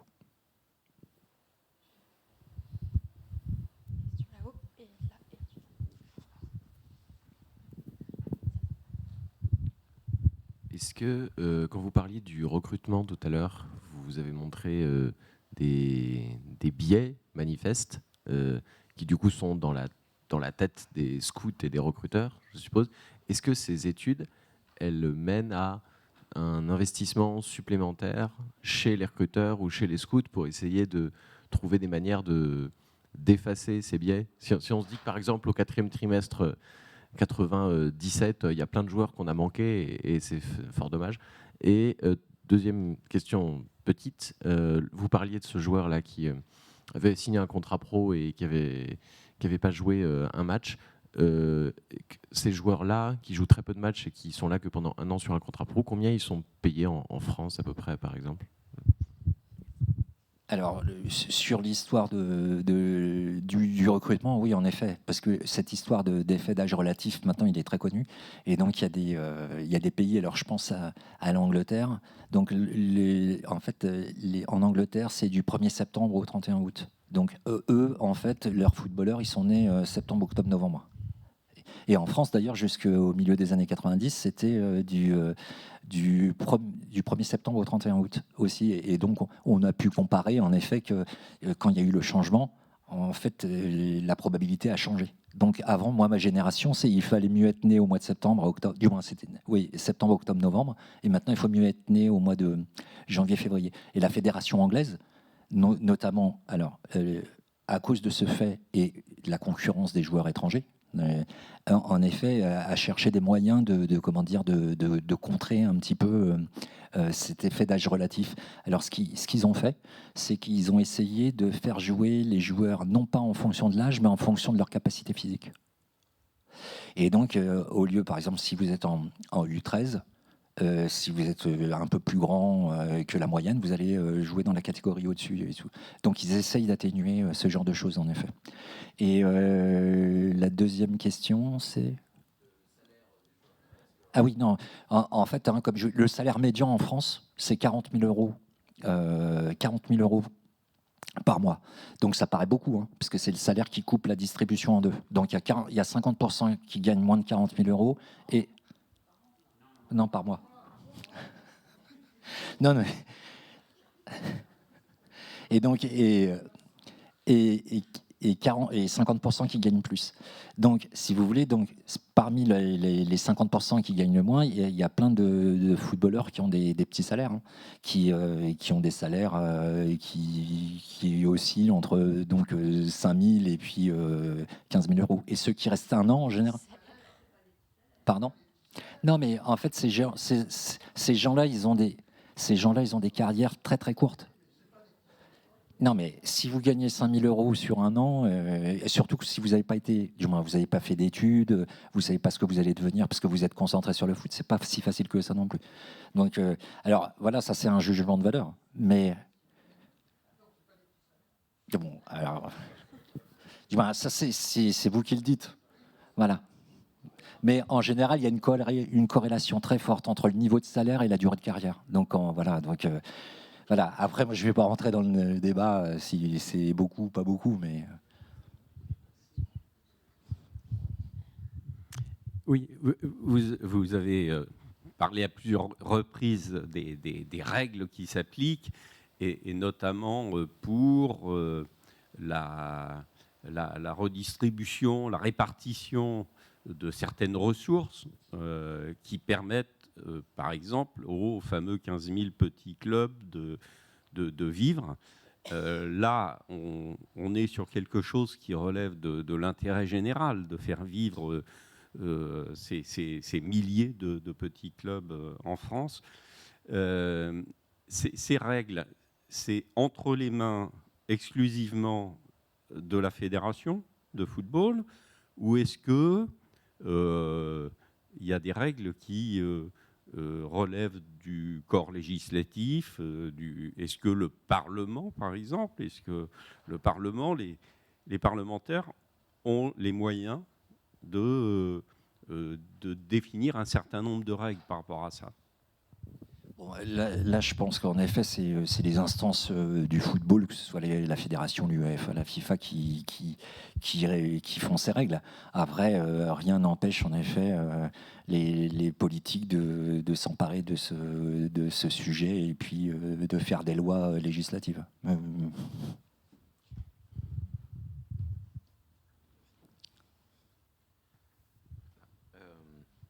Oui, je voudrais revenir sur les salaires une seconde. Le montant d'un salaire qui peut paraître énorme n'est-il pas à mettre en contraste avec la possible courte carrière d'un joueur qui peut prendre sa retraite à 30 ans après 20 ans d'exercice depuis qu'il est poussin, voire écourter s'il se blesse et que sa carrière est terminée pour blessure? Oui, mais c'est exactement ça. Ouais. Oui, j'avais une question sur les transferts et l'évaluation des joueurs. Est-ce qu'il y a des règles, j'allais dire, objectives, reconnues, si je peux dire, sur le marché, ou est-ce que ça se fait de gré à gré entre clubs? Alors, maintenant, il y a des sites qui donnent la valeur des joueurs. Donc, il y en a c'est un site allemand qui s'appelle Transfer Market.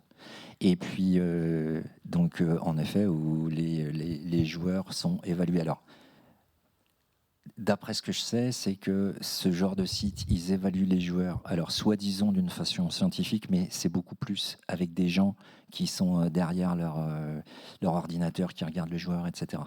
Et puis maintenant, il y a des logiciels aussi que les clubs de foot utilisent pour justement observer les joueurs et tenter de les valoriser. Voilà. Alors j'ai 2 petites questions, enfin plutôt une réflexion. J'aurais aimé qu'on aborde, mais ça me paraît un peu compliqué parce que ça touche le sport en général, plus exactement, mais on n'a pas parlé de la perversion de l'esprit du jeu lié à l'introduction de l'argent dans le sport. Ça, je pense que le football, c'est quand même celui qui focalise le plus ce genre de dérive. Et puis, on n'a pas parlé, je ne sais pas si vous avez étudié un peu ce phénomène qui est peut-être plus spécifique à la France, c'est le recrutement des joueurs africains. Est-ce qu'il y a une économie liée à ce recrutement? Comment ça se passe entre l'Afrique et la France? Est-ce qu'il y a des relations particulières au niveau commercial?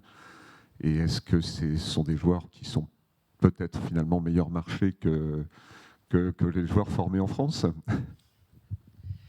Bon, alors, la première question, elle est un peu compliquée parce que vous pensez que l'argent a perverti le jeu. C'est ça? Bon, moi, je ne pense pas du tout. Donc, regardez. Pardon? Non, mais ce que je veux dire, c'est que quand vous regardez, par exemple, alors, les joueurs aujourd'hui, les clubs aujourd'hui, les meilleures équipes, jouent 10 fois mieux que dans les années 80. C'est-à-dire que le jeu, il n'est pas perverti. Vous pouvez dire, en effet, que l'économie du football a changé, mais si on regarde le jeu est beaucoup plus agréable aujourd'hui et il est beaucoup mieux dans les meilleures équipes avec des gros budgets qu'avec des petits budgets. Vous n'êtes pas d'accord? Eh bien, alors, prenons les relations avec les joueurs. Donc, dans les années 80, en effet, les joueurs bougeaient beaucoup moins qu'aujourd'hui, en effet, notamment dans les grands clubs. D'accord, c'était simplement le début dans les années 80. Et moi, je trouve que quand on regardait des matchs dans les années 80, il y avait beaucoup plus de violence entre les joueurs qu'aujourd'hui. Aujourd'hui, ils bougent beaucoup, ils se connaissent tous, notamment dans les grandes équipes, parce qu'ils sont tous aussi des internationaux. Et je trouve qu'il y a beaucoup plus de respect entre les joueurs aujourd'hui que dans les années 80. Et c'est vrai, il y a beaucoup de caméras, et puis il y a aussi l'évolution en effet des mentalités qui est complètement différente. Moi, je ne suis pas du tout nostalgique du foot des années 80, puisqu'il y avait notamment beaucoup plus de mauvais gestes qu'aujourd'hui. Donc finalement, je ne comprends pas bien votre question. Voilà. Parce que je ne suis pas du tout d'accord avec ça. Voilà, donc 70. Voilà. Voilà. Oui, on disait les cartons jaunes et les cartons rouges, c'est 1970 l'introduction.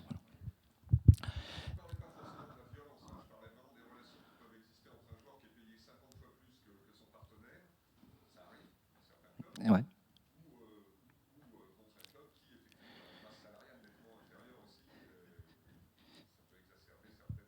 Oui, alors, du moins, moi, je pensais que vous parliez du jeu et tout ça, donc je suis pas d'accord. Après, les relations entre les joueurs, si vous voulez, là, moi, pour le coup, je les connais pas. Hein. Du moins, j'en connais quelques-uns, mais je suis... Évidemment, il doit y avoir un petit peu de jalousie, mais bon, ça, nous, on n'étudie pas ça. Voilà. Et pour les joueurs africains, alors c'est vrai, nous, on n'a pas du tout fait d'études là-dessus, mais après, je vous donne mon sentiment personnel, puisque là, j'ai le droit de donner mon point de vue de citoyen. Moi, j'ai l'impression, mais j'en suis pas sûr, que c'était une période, notamment la fin des années 90, où il y avait beaucoup ce genre de problèmes. Et puis, on a l'impression aujourd'hui que c'est un peu, ça s'est un peu tassé, parce qu'en fait, la presse en parle moins. Et moi, j'avais vu, en fait, un papier qui disait que les joueurs africains allaient dans les championnats des pays de l'Est. Et alors, je ne sais pas si c'est vrai, mais notamment, vous savez, en Roumanie, en Moldavie, dans les coins, en fait, où il y a beaucoup de corruption aussi. Voilà. Et je voulais vous dire un autre truc aussi là-dessus, mais en effet, sur la valeur des joueurs. Alors ça, il y a des études qui montraient, par exemple, il y a quelques années, que en fait, les joueurs noirs étaient, moins payés. Mais maintenant, les études qui sont, donc forcément, Ouais, j'imagine aller recruter en Afrique, c'était pour à qualité équivalente, évidemment. Hein, je parle. Et donc, c'était mieux pour les clubs, puisque finalement, ils gagnaient un peu plus d'argent. Mais là, les études récentes qui montrent, par exemple, les différences entre ethniques, ça ne marche plus du tout. En fait, il n'y a plus de différence récemment. Mais ça existait, en effet. Voilà. Oui, quand on a organisé ce cycle, on n'a pas vraiment regardé le calendrier, mais enfin, il se trouve qu'il y a un événement demain que tout le monde a à l'esprit. Et dans une séance consacrée à l'argent, on n'a pas encore dit le gros mot, Qatar. Et je ne sais pas quelle question vous posez d'ailleurs, mais est-ce que ça aura une influence, parce qu'il y a beaucoup de choses qu'on pourrait évoquer, mais est-ce que vous pensez que c'est un tournant et que ça aura une influence sur le foot et l'argent, les choses auxquelles on assiste et dont le public se rend compte? Bon. Alors, honnêtement, je ne vais pas faire l'économiste de base en prévoyant des choses que j'en sais rien. En fait, on se trompe tout le temps, tous 2 ans, donc je ne vais pas prévoir. Non, par contre, je voudrais vous parler. Donc, je ne vais pas faire de la géopolitique non plus, puisque c'est pas ma spécialité. Et puis, bon, je ne voudrais pas rentrer dans tous ces détails. Mais en fait, je voudrais juste vous parler des Coupes du Monde. Donc, ce qui se passe au Qatar. En effet, je comprends que ça puisse être choquant hein, d'un point de vue, écologique, sociétal, etc. Mais en fait, il faut regarder plutôt, je pense, l'effet bénéfique, entre guillemets. Donc, ça veut dire le fait que tout le monde se soit focalisé finalement sur ce pays. Et donc, c'est ça le plus important. Dans l'histoire des Coupes du Monde, ça a toujours été comme ça, en fait. Hein. En 1934, c'est l'Italie fasciste qui a organisé la Coupe du Monde. En 1938, donc c'était en France. Alors je vais vous donner une petite anecdote, mais en fait, je crois le premier match c'était Suisse-Allemagne, et l'Allemagne avait annexé l'Autriche à cette époque. Donc il y avait une partie de l'équipe d'Allemagne, c'était des joueurs autrichiens, et l'équipe d'Autriche dans les années 30, c'est une superbe équipe, la Wunderteam. Et donc en fait, ce qu'ils ont fait, c'est qu'au début du match, ils ont fait le salut nazi, l'équipe d'Allemagne, et tout le public s'est retourné, donc c'était en France en 1938, tout le public s'est retourné contre l'équipe d'Allemagne et ils ont fini par perdre. Et à cette époque, c'était à l'élimination directe, donc ils sont restés qu'un match. Après, je peux vous donner l'exemple aussi de la Coupe du Monde 78 en Argentine. Vous savez, il y avait déjà des joueurs qui voulaient boycotter, notamment Dominique Rocheteau, qui voulait boycotter la Coupe du Monde 78 parce que c'était la dictature. Et finalement, en fait, ce qui s'est passé, du moins, c'est que pendant la Coupe du Monde 78 au mois de juin, ça a permis aux opposants au régime de se réunir et de lutter contre le régime. Donc après, voilà, je peux vous donner aussi la stratégie de la FIFA depuis le milieu des années 70. Depuis le milieu des années 70, ils veulent mettre le foot là où il était le moins développé. C'est pour ça qu'il y a eu, la Coupe du Monde aux États-Unis en 94. Ils étaient obligés de créer après le championnat, la MLS, qui n'est pas le premier championnat de football professionnel, mais c'était dans le contrat. Et donc le football aux États-Unis, depuis cette époque, se développe à toute vitesse. Il y a eu aussi en Corée en 2002 et au Japon. Il y a eu en Afrique du Sud en 2010. Donc, oui, il y a eu en Russie en 2018. Et donc, en fait, finalement, on ne sait pas ce qui va se passer. Je comprends tout à fait les critiques, mais on peut aussi imaginer qu'il y a des effets bénéfiques pour la société qatarienne. Voilà.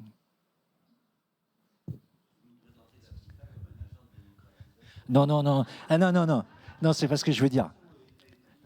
Non, je ne veux pas dire ça, parce qu'on sait très bien tous qu'il y a plein de problèmes. Je ne dis pas que ce n'est pas non plus. Mais ce que je veux dire, c'est qu'il faut comprendre le processus derrière depuis les années 70. Et en effet, il y a... Voilà. Mais après, en effet... Oui, j'ai encore une question par rapport au débat qui a été un peu lancé sur la qualité du football. Je ne suis pas assez compétent pour me prononcer là-dessus. Par contre, j'ai l'impression que la tendance à l'inégalité que vous évoquez, ça a aussi des effets, et on voit pourquoi vous préconisez dans votre logique l'Hyperligue, hein, que les championnats nationaux sont moins intéressants, parce qu'on sait que le Paris Saint-Germain va le gagner. Donc, au fond, l'intérêt pour le championnat national diminue. Pour la Ligue des Champions, et effectivement, après, on va dire, pour ne voir que du super bon football, il faudra une hyperlogue où il n'y aura plus que les 10 meilleurs clubs avec les 100 meilleurs joueurs du monde qui joueront. Donc, et là, on aura encore pour vous, à vos yeux, du plus beau football encore, etc., qui attirera encore plus d'argent sur ces 10 clubs qui auront été sélectionnés. C'est exactement le contraire du modèle que vous avez évoqué à un moment, du modèle où on donne aux clubs qui seraient 20e de la... Non, il n'y en a plus que 18 maintenant, 18e de la Division 1, la possibilité de recruter les meilleurs joueurs de façon à avoir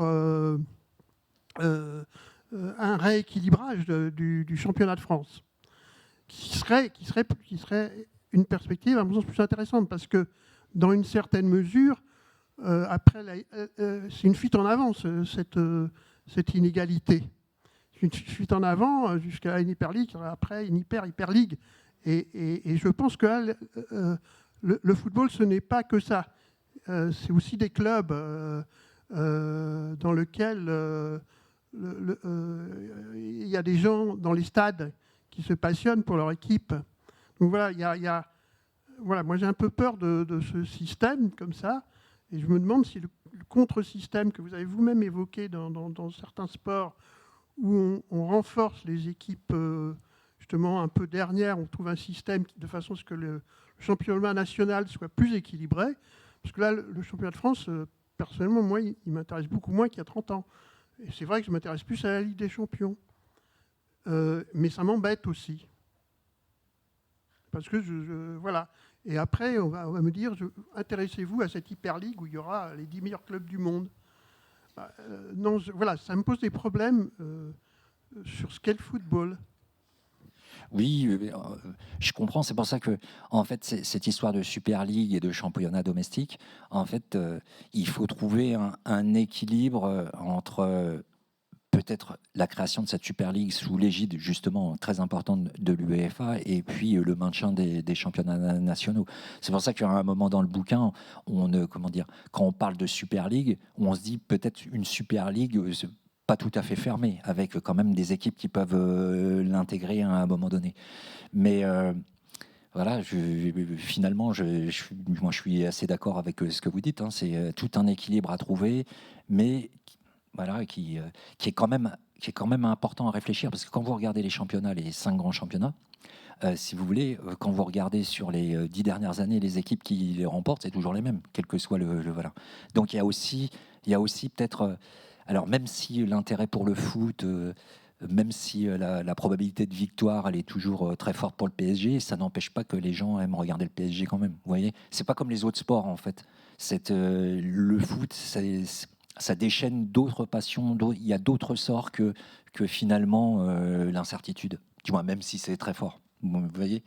Et en fait, quand on a fait une étude sur les supporters, les supporters, ils veulent voir une équipe qui joue bien au foot, ils veulent voir leur équipe gagner, et quelle que soit en fait la domination d'une équipe, quoi, en fait. Regardez, en Allemagne, c'est toujours les mêmes équipes qui gagnent et les stades sont remplis à ras-bord. En Angleterre, bon, il y a un peu plus de concurrence entre 3-4 équipes, mais les stades sont remplis.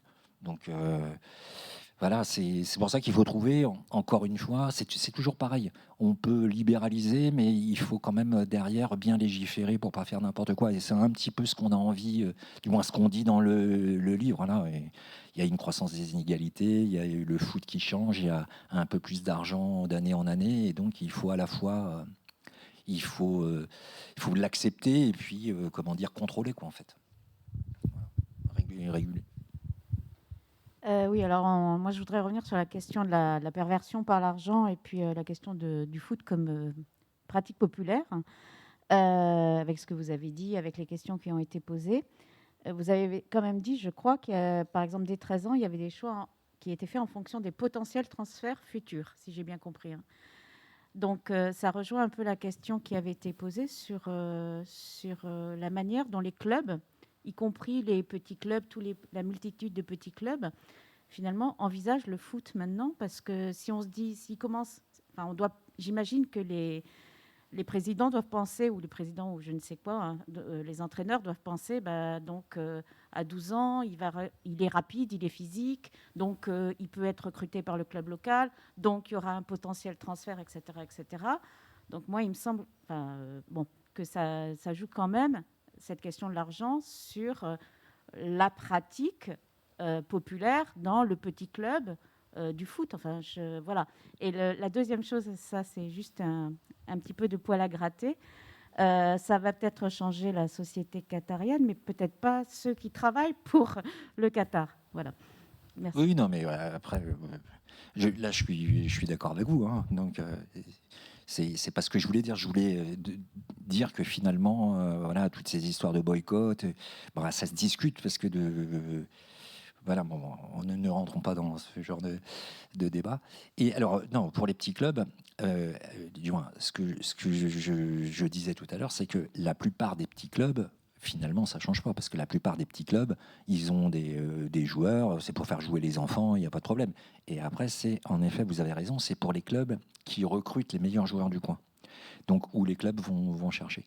Là, en effet, c'est, ces clubs, je pense, qui sont un peu pervertis par l'idée de faire signer leurs joueurs dans des centres de formation. Mais après, les centres de formation, ils vont pas aller regarder les 15 000 clubs, hein, ils vont toujours au même endroit. Et en effet, voilà, ils choisissent malheureusement à cause de l'endogamie du football. D'ailleurs, ça me fait penser à une réponse que je voulais donner tout à l'heure. Le même type de joueur. Alors, est-ce que... Moi, je pense que quand même, ils ont quand même des stratégies pour, en effet, revendre les joueurs. Là, je crois que cette année, le nombre de joueurs vendus à l'étranger, c'est les Français.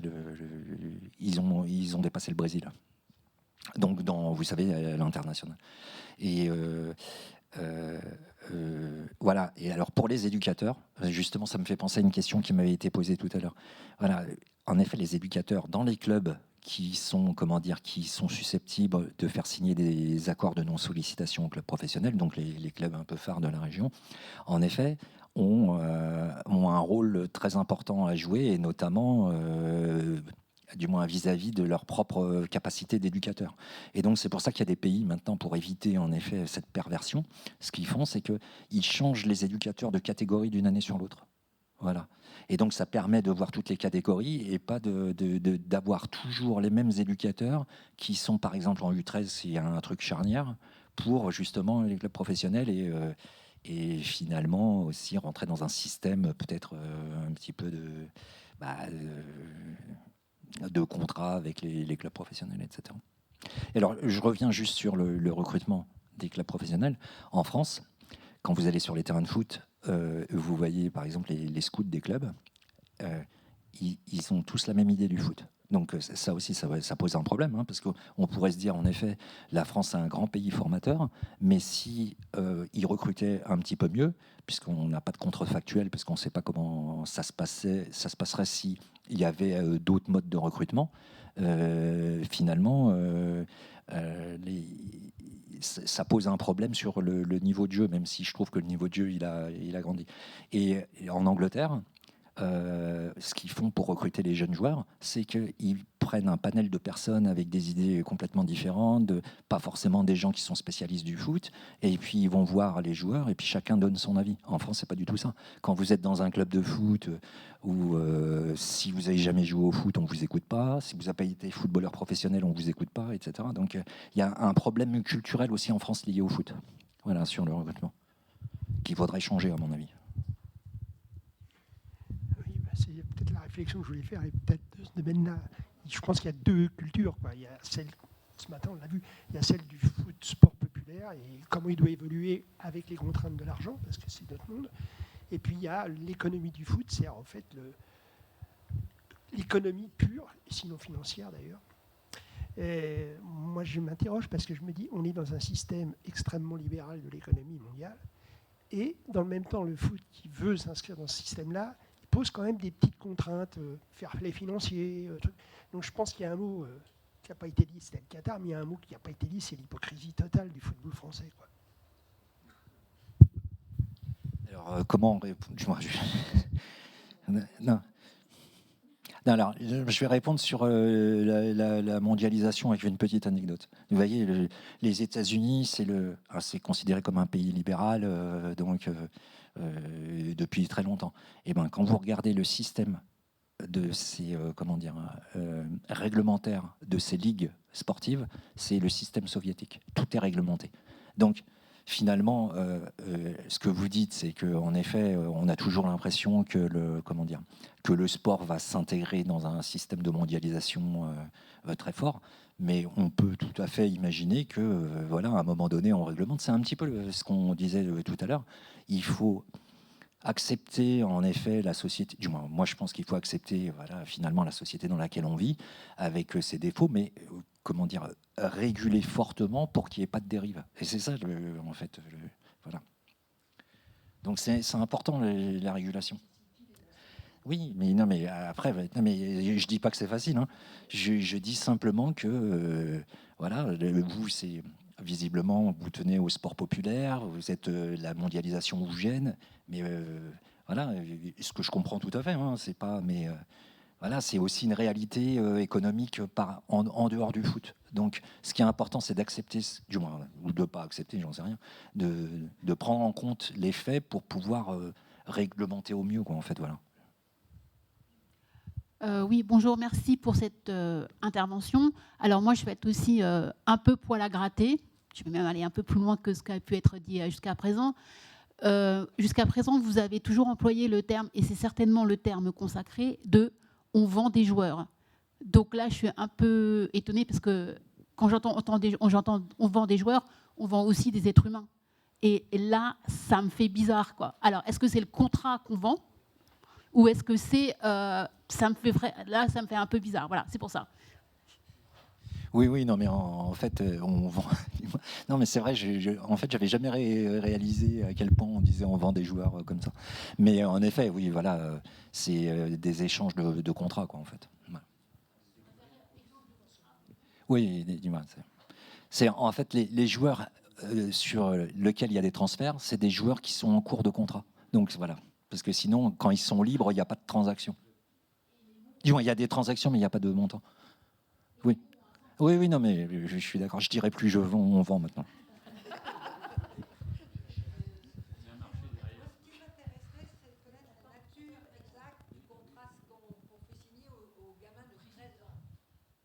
Les ANS, ouais, les accords de non-sollicitation, c'est simplement un accord entre le centre de formation et puis la famille du joueur qui fait que donc en seconde, quand il a 15-16 ans, il va dans le centre de formation qui lui a signé l'accord de non-sollicitation. Ça veut dire que c'est en fait un accord de non-concurrence avec les autres centres de formation. Voilà. Merci pour cet excellent exposé. Je l'avais pas vu. Ce que je voulais dire, c'est que tu décris quelque chose qui change extrêmement vite, qui a changé extrêmement vite dans les dernières années et qui va probablement continuer à changer. Et on a l'impression que tu regardes ça, tu reconnais ce à quoi tu as joué quand tu étais petit et puis quand tu étais plus grand, et tu dis c'est le foot. Mais en fait, je trouve que la chose dont on est en train de parler change vraiment très vite et même change de nature. Et quand on compare, et d'ailleurs, c'est pas étonnant puisque le foot n'a pas existé de toute éternité, il est apparu relativement récemment, d'accord, avec une espèce d'idéologie, des espèces d'idées, avant même que, en dehors de son existence réelle, c'était une espèce de philosophie, le fair play, le sport, le développement par le sport, et on peut en rajouter un sport populaire, etc., etc. Donc il y a tout plein d'idées qui sont toujours présentes, d'ailleurs, dans la tête des gens, par exemple dans ce qu'on a entendu, ici. Et honnêtement, ça change vraiment. C'est-à-dire que, par exemple, moi, je pense que les gens qui ont créé le foot ou les éducateurs auxquels je pense, peut-être dans les années 40, dans le foot qui se développe un petit peu en France, quand on leur dit que les gens vont applaudir parce que quelqu'un met un but de la main, ils disent mais non, mais ça, c'est pas le foot. D'accord ? Donc les choses changent. Et le foot, qui était une activité locale dans les champs pour les enfants et les jeunes, devient un spectacle général. Et donc, il faudrait le considérer. On pourrait se poser la question, où est-ce que ça va ? Parce que ça va encore changer encore plus, comme tu es en train de le démontrer. En fait, tu décris ça. Et donc, il me semble que ce sera assez raisonnable, puisqu'on va devoir réguler tout plein de choses, de se poser la question, Mais qu'est-ce qu'on veut en faire? De quoi on parle vraiment? Sinon, on va en être réduit à constater ce que certains appelleront les dérives, d'autres les améliorations, mais à constater ce qui se passe, quoi. Donc il me semble que, sans revenir à Coubertin, il faudrait un peu qu'on se pose la question, qu'est-ce que ça doit être, les sports comme ça de masse télévisés, qu'est-ce qu'on veut que ce soit? Non, mais je suis entièrement d'accord avec toi. C'est pour ça que finalement, en effet, on est en train de dire que ça change énormément, que peut-être que ça va devenir un petit peu, ou ça devient pour certains hors de contrôle. C'est pour ça que derrière, on pense qu'il faut complètement réguler. Mais bon, après, je reviens juste sur l'histoire du foot. Tu sais, dans les public schools entre 1820 et 1860, je suis pas sûr que c'était gentil comme sport. Au contraire, hein, c'était d'une violence phénoménale. Et c'est justement les règles, tu sais, de tous les sports qui ont, engendré finalement ce qu'on connaît aujourd'hui. Alors certains vont dire le monstre, j'en sais rien, mais c'est justement l'introduction aux règles qui a fait que tout s'est développé à la fin du 19e siècle. Voilà.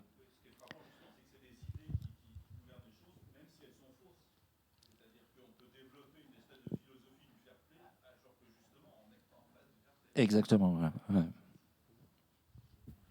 Ouais. Alors moi j'aurais encore 2 questions. Vous n'avez pas du tout parlé des arbitres. Est-ce que ça rentre, qu'est-ce qui se passe pour le salaire des arbitres?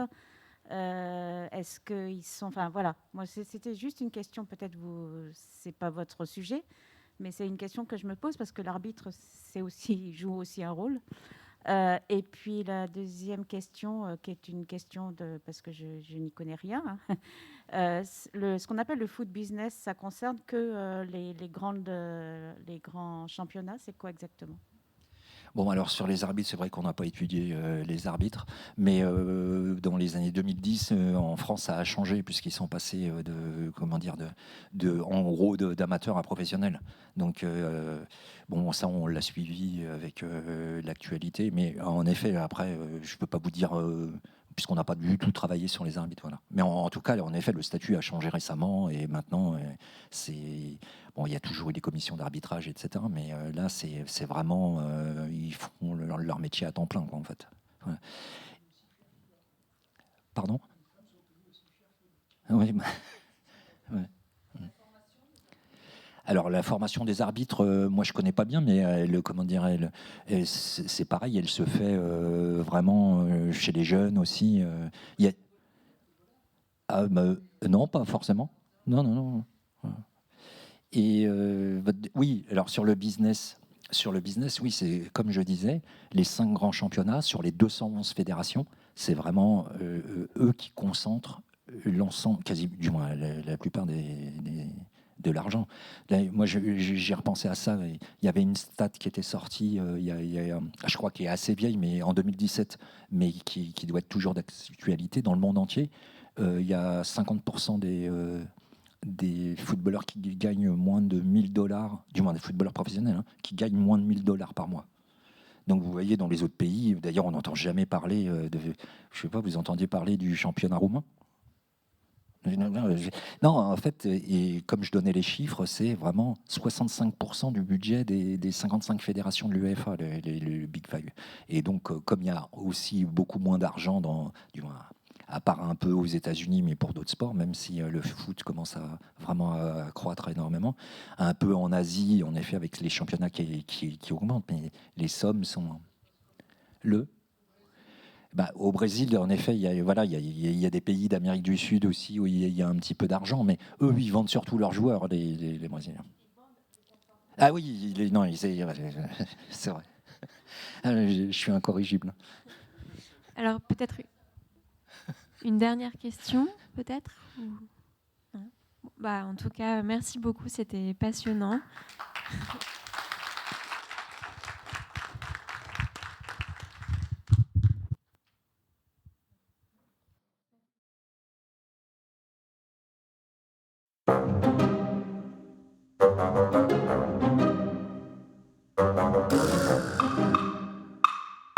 Thank you.